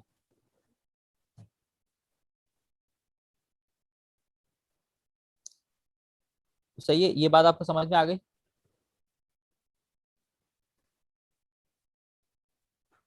जी आगे। सही। अच्छा, इसके बाद ये हो गया, अपडेट अपडेट हो गया। अब मैं इसको एक मरतबा आपको चेक करा दूं कि जो अपडेट फंक्शन था, पहले मैं इधर कॉल करता हूँ। इधर इधर देखें, दो ऑब्जेक्ट आ रहे हैं, बल्कि तीन आ गए, एक, दो, और ये तीन। अब इसके अंदर ईमेल नहीं है, मैं इस चाह रहा हूँ कि इसके अंदर ईमेल ऐड हो जाए। तो मैं कुछ नहीं करूंगा, मैं इसको कॉपी कर लेता हूँ यहाँ से, और ये जो अपडेट वाला एपीआई अपडेट वाली, उसको मैं इसके अंदर से जो एक्स्ट्रा चीज़ें वो मैं हटा दूँ जो मुझे नहीं चाहिए। इसके अंदर आईडी चाहिए होगी मुझे, नेम मुझे लाजमी चाहिए, ईमेल ईमेल में लिख देता हूँ demo@demo.com। सही है, और उसको मैं अब सेंड कर देता हूँ। सेंड करने के बाद उसने मुझे रिटर्न कर दिया कि ये ऑब्जेक्ट आईडी थी, और इसके अंदर जो ईमेल पहले ब्लैंक था, यहाँ पे देख रहे हैं आप ईमेल ब्लैंक है, अब उसने वो ईमेल ऐड कर दिया। अब मैं इसको गेट करता हूँ, तो ये देखें ये ईमेल जो ब्लैंक आ रहा था अब उसके अंदर कोई ना कोई वैल्यू आनी शुरू हो गई, अपडेट हो गया। अब इसके बाद मुझे क्या करना है, मुझे ये वाला जो ऑब्जेक्ट है इसको डिलीट करना है। तो उसको डिलीट करने के लिए मुझे फिर एक और एपीआई बनानी पड़ेगी, ऐप डॉट, इसको मैं डिलीट एपीआई बनाता हूँ। पोस्ट भी बना सकता हूँ लेकिन मैं इसको डिलीट बना लेता हूँ।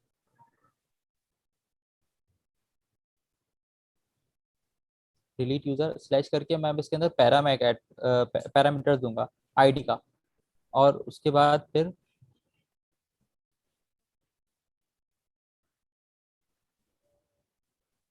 ऐसे ये पैरामीटर सर ने बताया होगा कि ये चीज, ये कॉलम लगा के आईडी क्या काम करता है। अब उसी तरीके से user dot find by ID, यार इसको मैं क्लोज कर दूंगा।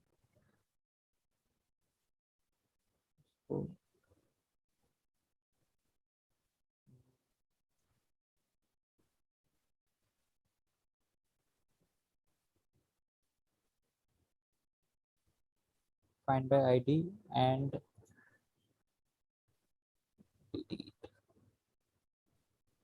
ये रिक्वेस्ट डॉट,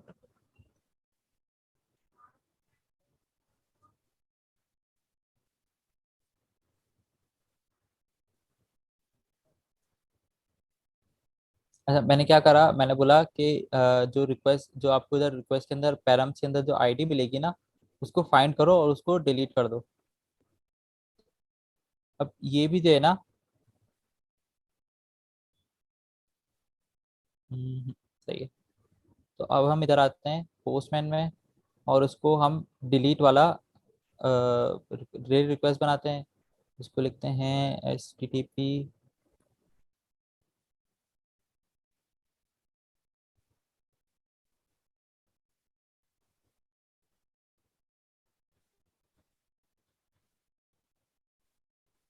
डिलीट यूजर। अब स्लैश करके जो मुझे डिलीट करनी है, मुझे ये लास्ट जो ये लास्ट वाली है इसकी मैं आईडी कॉपी करूंगा और उसको यहाँ मैं भेज दूंगा कि ये वाली जो आईडी है इसको डिलीट करना है, और मैं सेंड पे क्लिक करता हूँ और ये वाली आईडी इसने मुझे रिटर्न कर दी कि ये डिलीट कर दी उसने। अब गेट कर लेते हैं कि अब मेरे पास दो ऑब्जेक्ट आने चाहिए, एक और ये दो ऑब्जेक्ट आ गए। तो हमने MongoDB के ऊपर कंप्लीट CRUD ऑपरेशंस कर लिए। हमने सबसे पहले इसको क्रिएट कर लिया, उसके बाद उसको अपडेट भी कर लिया,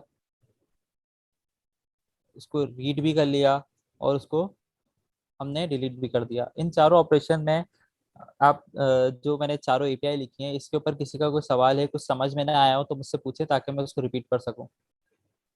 ठीक है। अच्छा एक तो ये बताइए वी क्या आ रहा होता है इसके अंदर, वो रिमाइंड करा दीजिए। सॉरी, वो पोस्टमैन खोलिएगा, उसमें आखिरी जो आ रहा होता है उसमें वी लिखा होता है ना, ये क्या चीज़ है? ये वर्जन है इसके अंदर। अच्छा एक सवाल ये कि नॉर्मली हम आईडीज के साथ ही कर रहे होते हैं या और कोई बेहतर तरीका है कि इसको यूज करने का? सबसे ऑब्वियसली आईडी। पता है, मैं आपको बताता हूँ ना, आप ये अगर देखेंगे ना आईडी, तो इसकी आईडी देखें और इसकी आईडी देखें, बिल्कुल यूनिक आइडेंटिफाइड है। हम ईमेल वगैरह से भी जी कर जी सकते हैं, हम ईमेल वगैरह से भी कर सकते हैं, लेकिन फिर वो ये होता है कि ईमेल बाजू का ऐसा होता है कि या नेम होता है तो वो यूनिक नहीं होता ना। जी जी सबसे ज्यादा जी। यूनिक जो है ना वो यही होता है। तो मैं असल में उस पर्सपेक्टिव से देख रहा हूँ, अगर इसको हमने किसी फॉर्म में रखा हुआ और उसके अंदर हम अपडेट कर रहे हो तो आईडी तो शायद याद करना इतना आसान ना हो, या नहीं उसको किस देखें, तरह पता से है हमें क्या होता मैनेज है, करते हैं मैं कॉम्प्लेक्सिटी को? मैं आपको बताता हूँ ना, जब हम कोई सॉफ्टवेयर बना रहे होते हैं ना और उसके अंदर हम डिलीट का बटन लगाते हैं, तो उस डिलीट के बटन के अगेंस्ट में हम उसके अंदर आईडी पहले से स्टोर करा लेते हैं उस बटन के बैक पे, ताकि जब भी यूजर जो है वो डिलीट पे क्लिक करे ना, तो वो आईडी ऑटोमेटिकली उठ के आ जाए। तो हमें याद ही करनी पड़ती है। जिस तरीके से मैंने यहाँ पे इसको आईडी पास की ना, हम क्या करेंगे, जब भी हम कोई फंक्शन बनाएंगे ना, इसके HTML, अच्छा, जब भी हम कोई फंक्शन, जब भी हम कोई फ्रंट एंड पे कुछ बनाएंगे ना HTML या कुछ ऐसा, तो उसके अंदर हम बटन के अंदर आईडी को पास कर देंगे पहले से ही, ताकि जो है वो हमें याद करने की जरूरत नहीं पड़ेगी, हम क्लिक करें और वो ऑटोमेटिकली काम हो जाए। अच्छा, बेसिकली कि हर जो एंट्री है उसके अगेंस्ट एक डिलीट का बटन होगा, उसके अंदर पहले से ये फीड हुई होगी जब हमने बिल्कुल डेटाबेस करके पॉपुलेट किया होगा। बिल्कुल, जिस तरीके से हमने अपडेट किया ना, तो अपडेट के अंदर भी हम आईडी जो है ना वो पहले से ही स्टोर करवाएंगे कि भाई एडिट का बटन क्लिक हो तो आईडी ऑटोमेटिकली उठ के आ जाए। सही। आईडी भी नहीं, बेसिकली जो कंप्लीट डेटा है वो उठ के आ जाए, ताकि फिर एडिट कर सके ना, ताकि यूजर को पता चले कि मैंने एडिट क्या करना है। सही सही सही, ठीक है। ठीक है। अब मैं जैसे जैसे मैं देख लेता हूँ एनजी रॉक है या नहीं, तो आप लोग भी इसको प्ले अराउंड करो। NG जमील भाई आपका तो पोर्ट वाला मसला है। Rock। मुझे याद था, हम लोग को एक दफा डायग्नोस कर रहे थे। हाँ, नहीं वो तो सर एनजी रॉक है ना, एनजी रॉक से काम हो जाएगा। नहीं नहीं, वो पोर्ट का जो इशू आया हुआ था, पोर्ट ओपन शायद आप लोगों ने कोई करनी थी, वो सिस्टम से ही बंद थी, बैकएंड से ही मतलब। अच्छा। हाँ, वो तो अलग मसला है ना सर, वो तो मैं अभी तो घर पे हूँ, वो तो ऑफिस का था। घर वाली भी जो है वो बंद ही है। सही सही सही सही।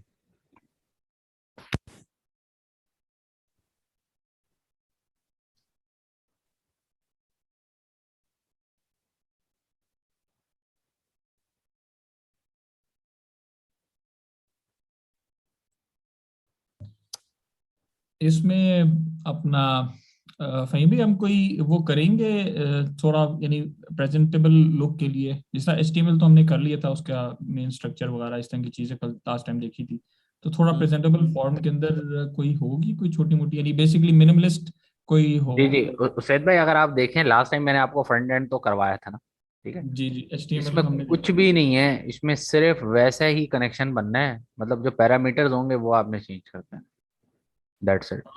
ठीक है सही, भाई। मतलब आप अगर कोई रिकमेंड कर दें, सॉरी, आप अगर कोई रिकमेंड कर दें, क्योंकि अगर हमने किसी को थोड़ा सा एक तो स्ट्रक्चर है ना, वो तो क्या कह रहा है, हम 1990s में कोई दिखा रहे हैं HTML पेज, मतलब थोड़ा सा इस बिल्कुल। तरह हो कि वो बिल्कुल ही इतना ना लगे यार आपने कुछ भी नहीं किया हुआ इसमें, बिल्कुल बेसिक अच्छा, सा थोड़ा सा मतलब आप चाह रहे हैं HTML CSS वगैरह कोई वो तो थोड़ा आप, प्रेजेंटेबल हो। जी जी, हाँ ठीक थोड़ा हो सा गया, प्रेजेंट। इसको इसको इंशाल्लाह हम नेक्स्ट उस पर रख लेते हैं। जमील भाई क्या ख्याल है, इससे होगा ये कि हम कोई एक टेम्पलेट उठा लेंगे ऑनलाइन ही, उसी से ही हम वो सही लेके है। ना, क्योंकि बने बनाए बहुत सही। सारे हैं, ये अभी भी कर सकते हैं। अभी ये कि मैं आपको थोड़ा सा, मेरा एक है माइंड कि आपको दिखाऊं कुछ चीजें, बैकएंड पे आजकल दुनिया क्या चल रही है भाई। प्रोग्रामिंग आप कर रहे हैं सही है, डिप्लॉयमेंट जो है ना वो आजकल बड़ा क्रिटिकल पार्ट है, और डिप्लॉयमेंट के बहुत सारे तरीके हैं, वो अगर आपको नहीं पता होगा तो वो ऐसे ही है, आपने बना तो लिए लेकिन फिर आप चढ़ा नहीं सकते उसको। तो ये जो है ना समझने वाली चीज़ है, तो ये देख लें। जमील भाई आपकी ऑलमोस्ट होगी ये एग्जांपल, या अभी कुछ चीज़ें रिमेनिंग है? हाँ बिल्कुल सर, मेरी एग्जांपल तो कंप्लीट हो गई है। मैंने लिंक भी दिया है चैट पे, अगर किसी को ट्राई करना है तो वो ट्राई भी कर सकता है अपने पोस्टमैन से इंटरव्यू सेट करके। ठीक हो वो गया। एरर आ रहा है, सही है। Kernel ngrok io not found का आ रहा है। नहीं नहीं। देखें स्लैश वो लगाना पड़ेगा, राउट। हाँ, स्लैश करके जिस तरह ये गेट यूजर है, आगे ये क्रिएट यूजर है, ये भी तो चीजें आपको ऐड करनी पड़ेंगी ना।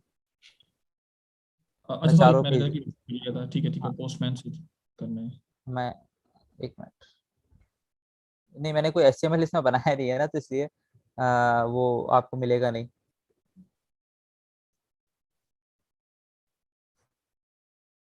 ये अब मैंने एक भेज दिया, इसको आप चेक कर लें। अच्छा।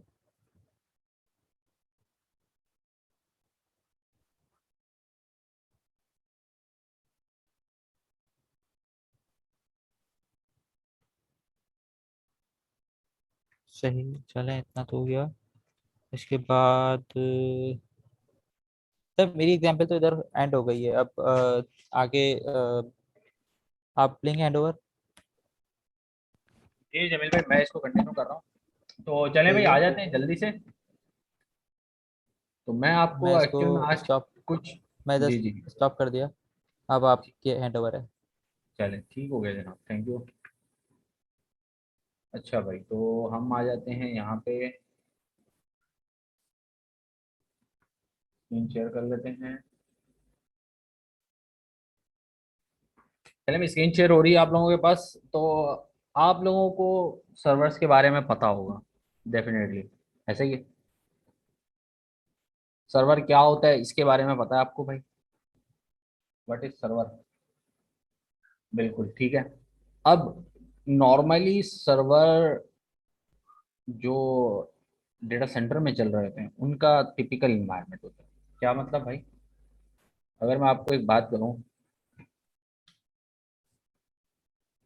आप लिखें भाई रैक माउंट सर्वर, ठीक है ना? ये इमेजेस में आए आप।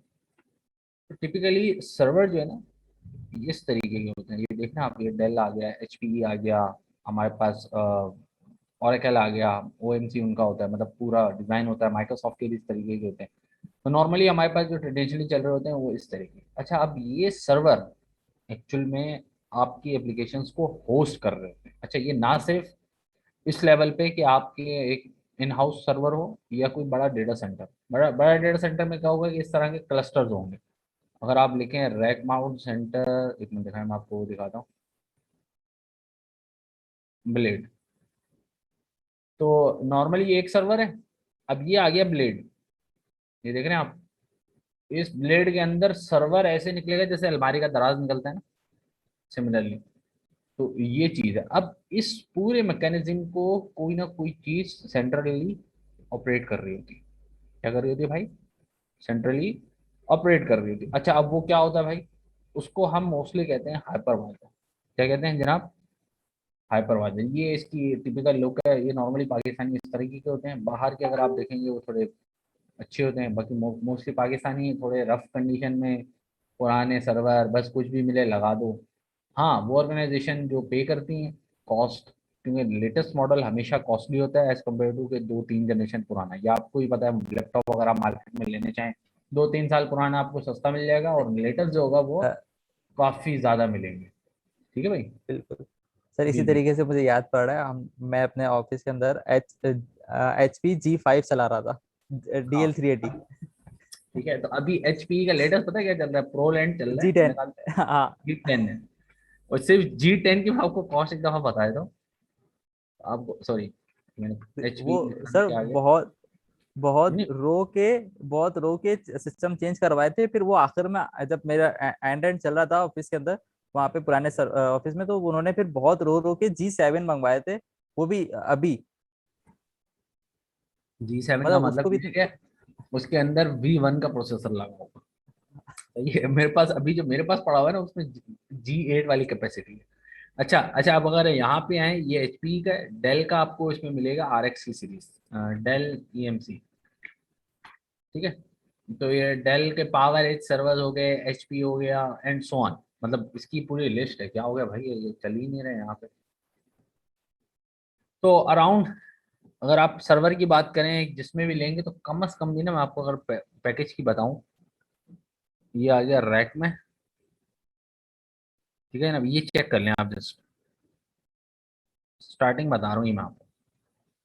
स्टार्टिंग अगर मैं इसकी जाके वो चेक करूं कॉन्फ़िगरेशन, तो आप बोलेंगे सर ये इतने का है।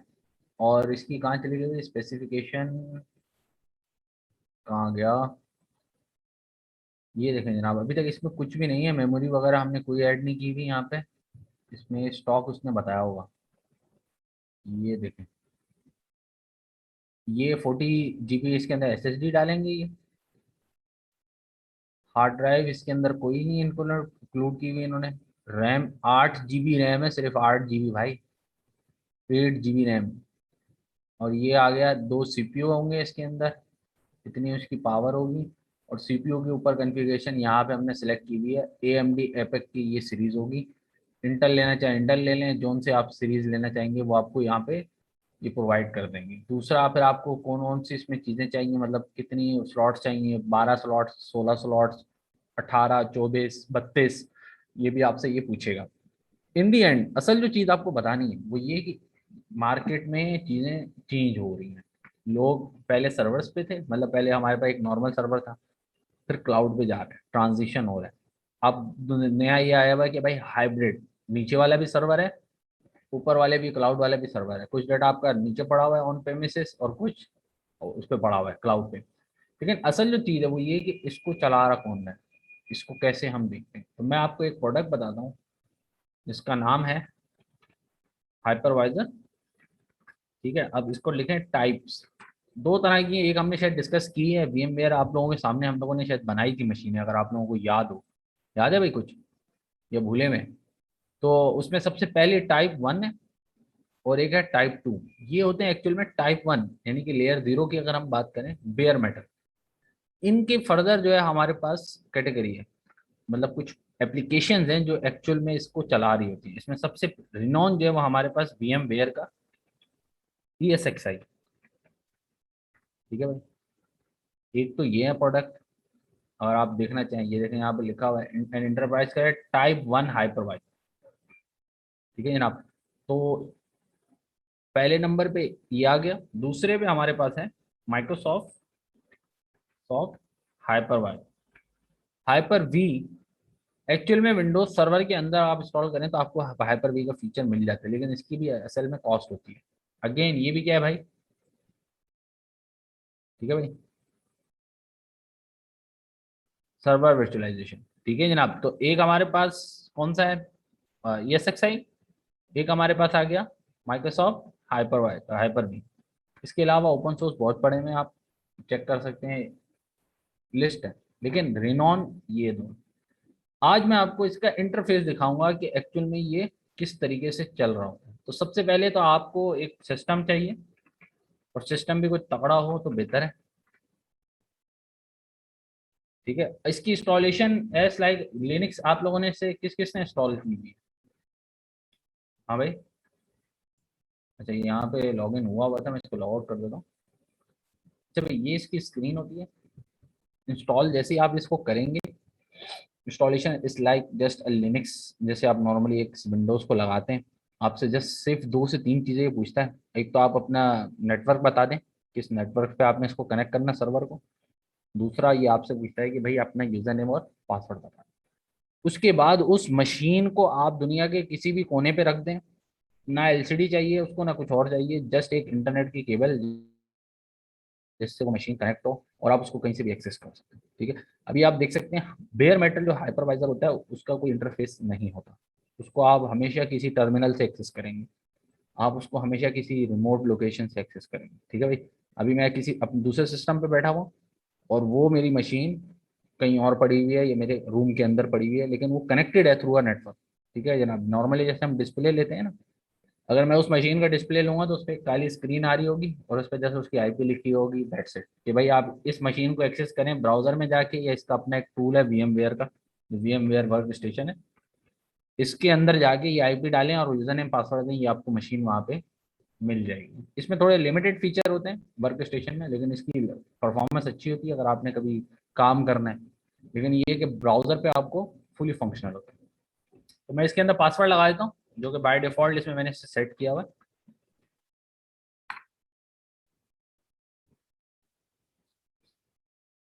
और अब मैंने इसको कर दिया लॉगिन। ठीक है, अच्छा भाई मैंने शायद गलत लगा दिया क्या?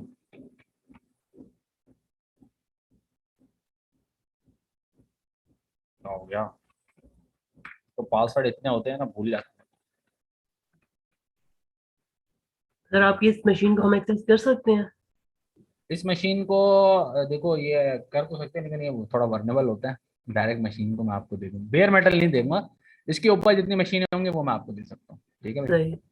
ठीक है। अब ये एक्चुअल में क्या है, मेरे पास एक वर्क स्टेशन है। अच्छा, वर्क स्टेशन क्या होता है भाई? इस लाइक का मिडिल, अच्छा सॉरी मैं यहाँ पर मिडिल लिखा हूँ।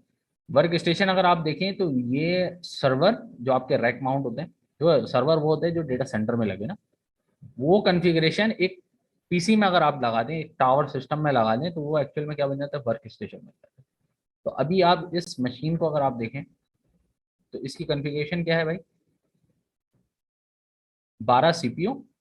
ठीक है जनाब, जियोन के लगे में E5v2, सही है जनाब। और प्लस 2 लॉजिकल सॉकेट है, मतलब 2 सेपरेट इसके अंदर प्रोसेसर लगे हैं। अगर मैं आपको इसका मॉडल लिख के यहाँ पे दिखाऊं तो एक्चुअल में ये मशीन है, सही है जनाब। ये इसका फ्रंट एंड बैक है। ये आप देख सकते हैं। बैक पे आप देख रहे होंगे सर, इसमें तो वो डिस्प्ले की भी वो पोर्ट नहीं है। अगर आप देखें, देखिए ना, यहाँ पर डिस्प्ले की भी पोर्ट नहीं है, इसमें सेपरेट कार्ड लगता है। अगर, क्योंकि जाहिर सी बात है, जब आपको डिस्प्ले रिक्वायर्ड ही नहीं है, आपने जस्ट एक इंटरफेस लेना है, तो इवन लोग करते क्या है, डिस्प्ले लगा के कार्ड भी निकाल लेते हैं, क्योंकि इसको यूज ही नहीं होता, नेटवर्क पे आता है। Internally it looks like this. ठीक है जनाब, इसमें 16 जो है वो स्लॉट्स हैं रैम की, और दो ग्राफिक कार्ड्स की इसके अंदर, 5 पीसी हैं। मतलब एक ह्यूज कैपेसिटी में इसके अंदर आपको चीजें मिल जाएगी। ये इसका इंटरनल लुक है। ये देखें, एक ये सॉकेट है और एक ये सॉकेट। मैं इसको थोड़ा ओपन कर दूं। अच्छा, अब आप सोच रहे होंगे सर ये डबल सॉकेट क्या होता है, इसको इसको थोड़ा सा बताएं। अगर आप इसको नोट करें, ये देख रहे हैं, एक ये सॉकेट है, ये पोर्शन है, और एक ये सॉकेट है। अच्छा, नॉर्मली होता ये है कि आप सोच रहे होंगे कि सर ये दोनों ही चलेंगे या एक भी चल सकता है। एक्चुअली में होता है ये, इसमें ये पार्ट जो होता है ना, ये होता है मोस्टली सीपीयू 1 का, और ये होता है सीपीयू 2 का। होता ये कि ये एक पूरा अलग मदरबोर्ड है, ये एक पूरा अलग मदरबोर्ड है, इसके बीच में एक कंट्रोलर लगा होता है जो आपस में चीजें शेयर कर रहा होता है। और नॉर्मली डेटा सेंटर में भी यही हो रहा होता है। डेटा सेंटर में 10 12 20 जितने भी आपने सिस्टम लिए होंगे, वो आपस में इंटरकनेक्टेड होते हैं और लोड बैलेंसिंग कर रहे होते हैं कि भाई ये वाला उधर चला जाए, ये वाली परफॉर्मेंस इधर आ जाए। इसमें क्या टिपिकलिटी है कि अगर आपकी कोई एक कॉन्फ़िगरेशन, मिसाल के तौर पे आपने सिंगल सीपीयू चलाना है, तो आपने ये वाला जो पार्ट होगा ना, ये यहाँ पे सीपीयू लगा के यहाँ पे जस्ट रैम इंस्टॉल, जो इसके ग्रे एरिया। अगर आपने सीपीयू यहाँ लगाया और रैम यहाँ पे इंस्टॉल की, यहाँ पे वर्क नहीं करेगा। और अगर आपने फर्स्ट सीपीयू को छोड़ के सेकंड सीपीयू पे वो लगा दिया और फर्स्ट को रहने दिया, तो अब भी नहीं चलेगा। क्यों? क्योंकि ये बोर्ड डिपेंडेंट होता है, कह रहे कि पहले फर्स्ट चलेगा तो सेकंड पे जाएगा। क्लियर है भाई?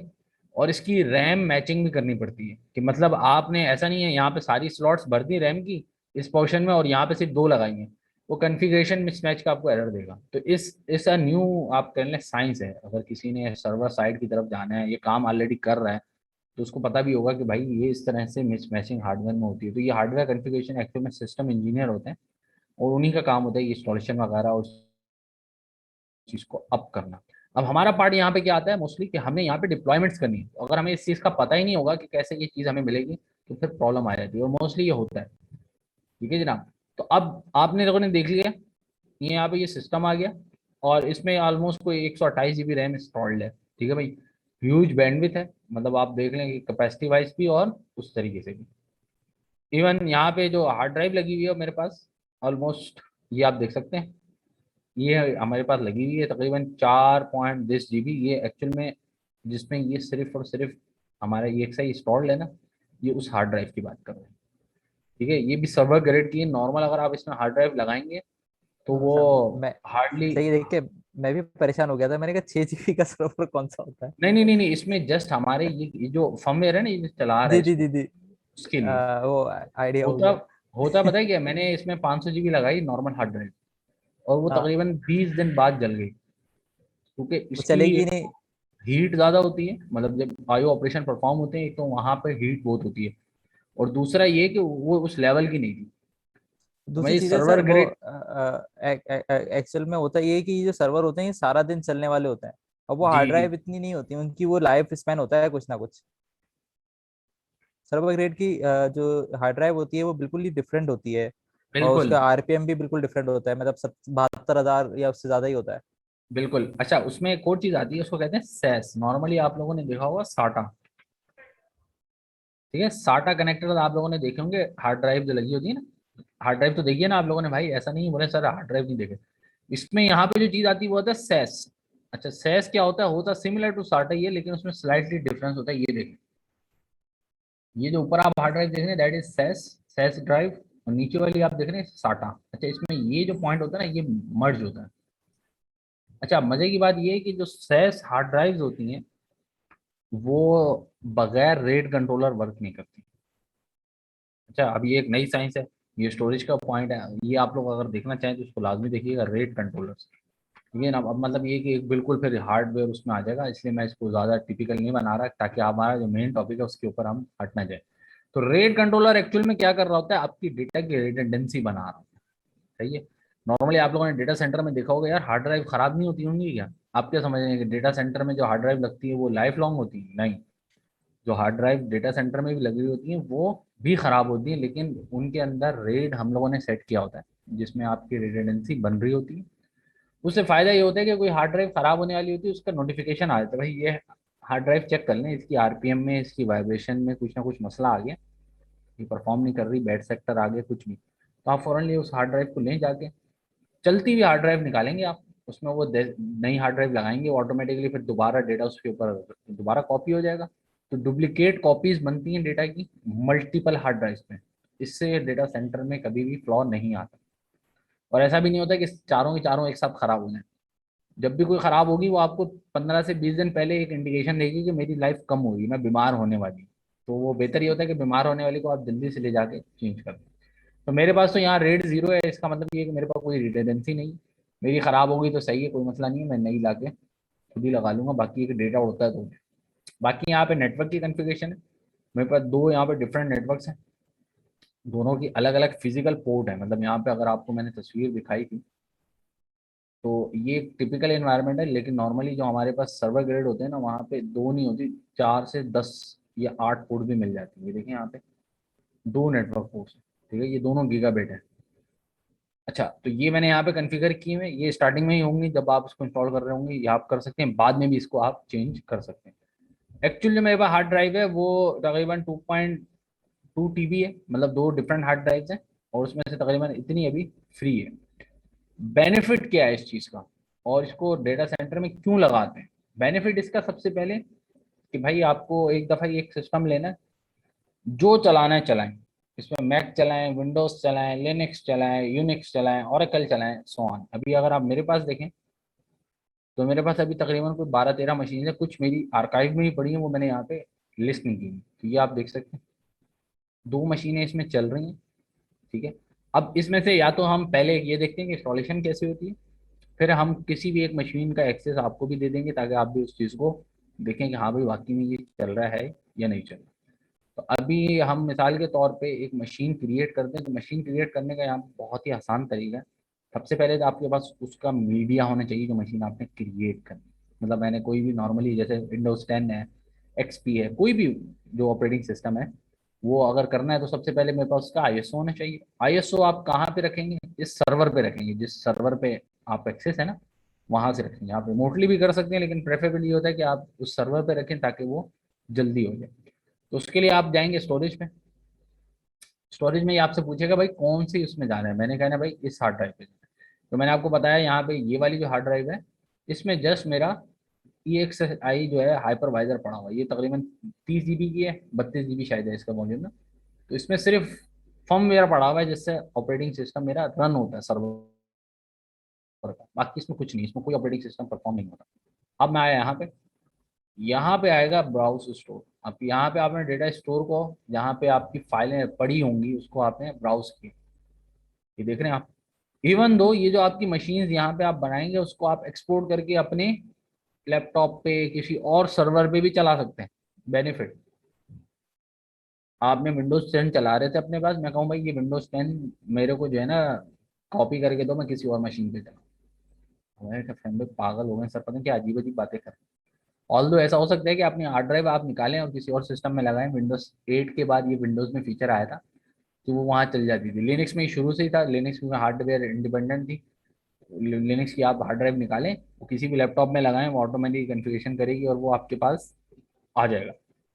विंडोज़ में ये 8.1 के बाद आपको ये फीचर मिल गया था, मतलब अब आपको विंडोज़ नहीं करनी नहीं पड़ती, आप हार्ड ड्राइव पुरानी वाली लगाएं आप किसी नए लैपटॉप में, ऑटो कन्फिगर होके चल जाती है। तो ये देखें, ये जितनी मैंने मशीन्स बनाई हुई हैं उन सब का यहाँ पे क्या पड़ा हुआ है भाई?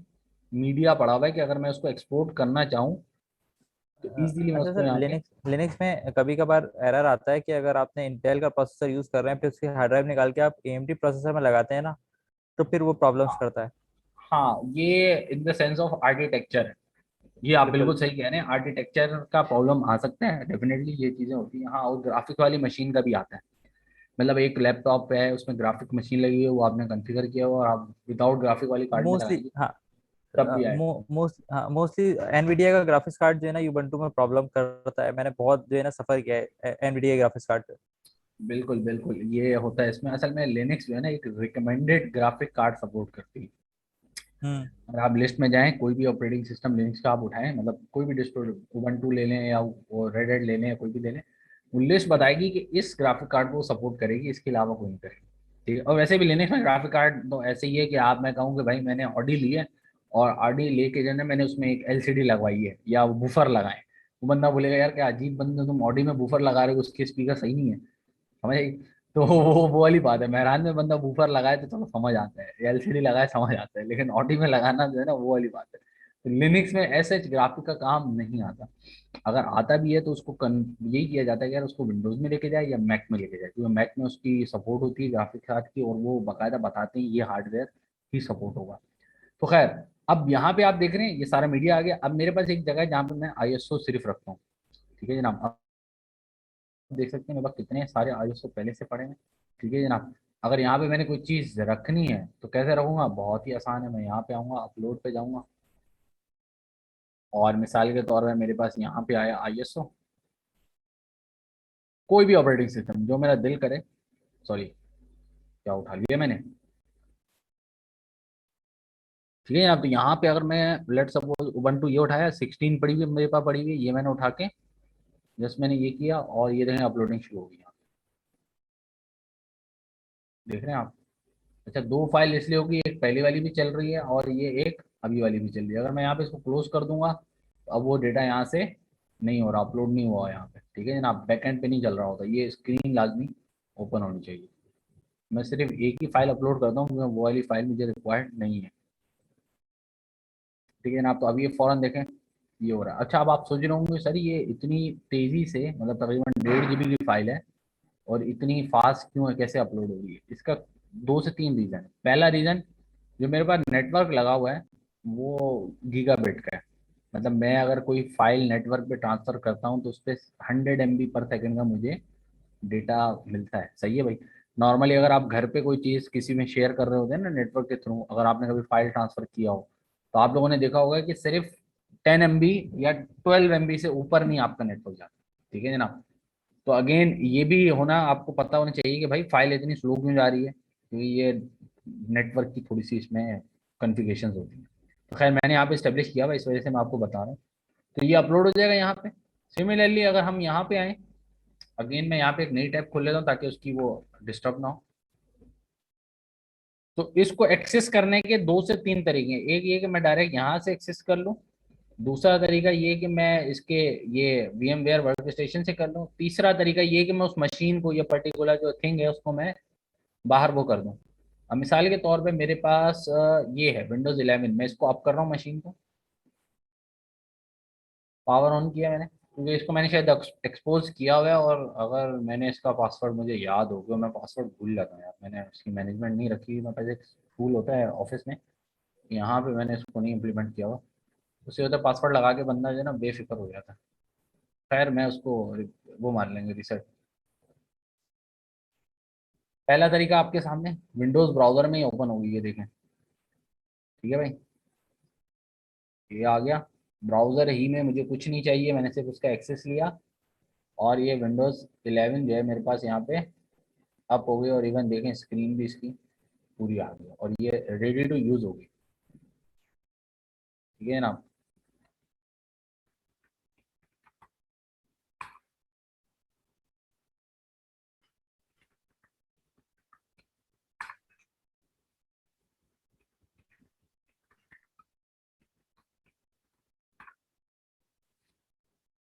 ठीक है भाई, तो ये आप मशीन मैंने क्या कर दी, लॉग इन किया। तो आप सोचेंगे भी नहीं ये मैंने मशीन कब बनाई होगी, गेस करें जब। जिस दिन विंडोज 11 लॉन्च हुई थी पहला आईएसओ। बिल्कुल, जब ये उसमें आया था बीटा वर्जन में, जब आया था ना ये, तो ये मैंने तब इंस्टॉल की थी। क्यों इसको इंस्टॉल मैंने करने का फायदा, फायदा क्या था कि भाई मेरे पास कुछ था नहीं, मतलब मैंने को सिर्फ फीचर देखने थे इसके। मैंने सिंपली इसको वर्चुअल मशीन पे डाला आईएसओ और 10 मिनट में बाद मशीन रेडी हो गई। तो तो ये जब मेरे तक पास रेडी हो, मेरे पास भी 11 है दूसरे सिस्टम में, मेन सिस्टम में। ये तो लैपटॉप है लेकिन मेन सिस्टम में मेरे पास विंडो 11 ही यूज कर रहा हूँ प्राइमरी। हाँ वो आप कर रहे होंगे, आप लैपटॉप के अंदर भी कर सकते हैं, मैं उसका भी तरीका आपको भेज सकता हूँ। मतलब वो सर आपके पास, वो सिस्टम मैंने सिस्टम में भी उसी तरीके से किया अच्छा डिसेबल करके। समझ सकते हैं। नहीं वो डिसेबल नहीं करना, उसमें जस्ट सिंपली क्या करना है आपको, अपडेट जो आता है ना, मतलब आप दोनों नहीं वो विंडोज। इनसाइडर, इनसाइडर नहीं, एक्चुअल में जो इसकी विंडोज 11 की एक रिक्वायरमेंट है ना, TPU हाँ 2.0 हाँ, होना चाहिए। उसी को वो चीज। उसका बाईपास करने का तरीका ये है कि आप विंडोज 10 का बोलें आईएसओ, और विंडोज 11 का हम्म। आईएसओ। ठीक है, उसमें एक फाइल होती है .wvm करके, मेन फाइल होती है 4.5 GB की, वो 11 वाली सही। 10 वाली में जाके डाल के अपडेट को चलाते हैं। तो वो समझता है इंस्टॉल 10 हो रही है लेकिन एक्चुअल में 11 हो रही होती है। तो ये इसका ये ट्रिक भी है, सही अगर है। आप में से कोई करना चाहे तो वो इजीली इस चीज को कर सकता है। भाई क्या हो गया, अच्छा अब आप देख रहे होंगे मैंने कंकरेंट ऑपरेशन चलाए हुए हैं। यहाँ पे ये फाइल भी अपलोड हो रही है नेटवर्क पे, विंडोज भी अप हो रही है यहाँ पे, और अगर मैं इस मशीन का एक्सेस लेना चाहूँ, कहाँ से लगे, ये देख रहे हैं आप, ये मिसाल के तौर पे ये वाली,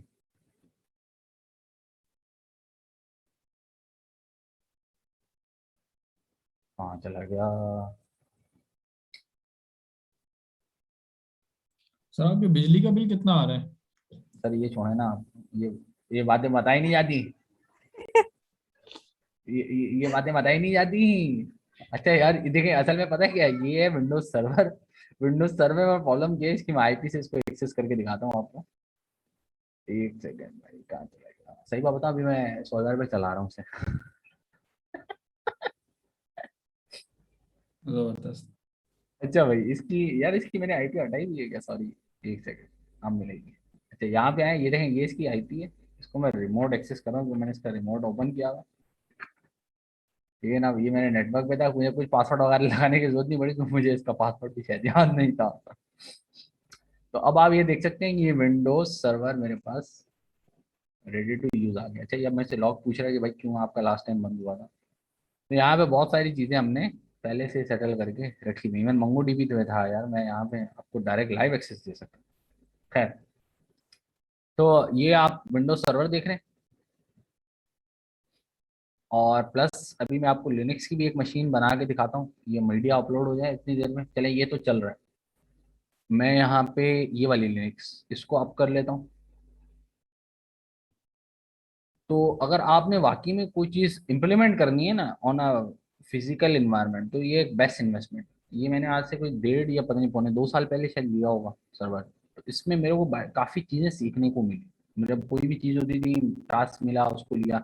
इवन मैंने यहाँ पे सैप की मशीन भी बिल्डअप की हुई है। मतलब अगर आपने सैप का सर्वर अपने पास प्रोग्रामिंग करनी है, तो उसके लिए भी आप यहाँ पे इसको मशीन को यूटिलाइज कर सकते हैं। इवन तो उसकी रिक्वायरमेंट काफ़ी कम थी, 16 GB की रैम थी, लेकिन मैंने सर्वर के ऊपर रख के उस चीज़ को चलाया हुआ है। तो इससे होगा क्या, फ़ायदा क्या होगा, अभी मैंने कोई चीज़ डिप्लॉय करनी है, मिसाल के तौर पर अभी हम कोई एक सर्वर उठाते हैं, यहाँ पे शायद मैंने पोर्ट भी कॉन्फ़िगर की होंगी, तो मुझे ज़्यादा मेहनत नहीं करनी पड़ेगी, क्योंकि नाम से लग रहा है मैंने यहाँ पे कुछ काम किया हुआ है। मैं इसका एक्सेस लेता हूँ। सर सैप सैप इजिली चल गया सिस्टम पे, क्योंकि वो इतना हैवी होता है, पूरा नहीं सिस्टम नहीं, लोड असल में लेता है वो। मुझे एसएपी का चाहिए था सिर्फ वो वाला मॉड्यूल, उसको कहते हैं एबैप, जो उसका अभी। एप्लीकेशन बिजनेस प्रोग्रामिंग लैंग्वेज वाला जो मॉड्यूल है ना, उसको हम्म। जस्ट मैंने चलाना था। तो उसके लिए मैं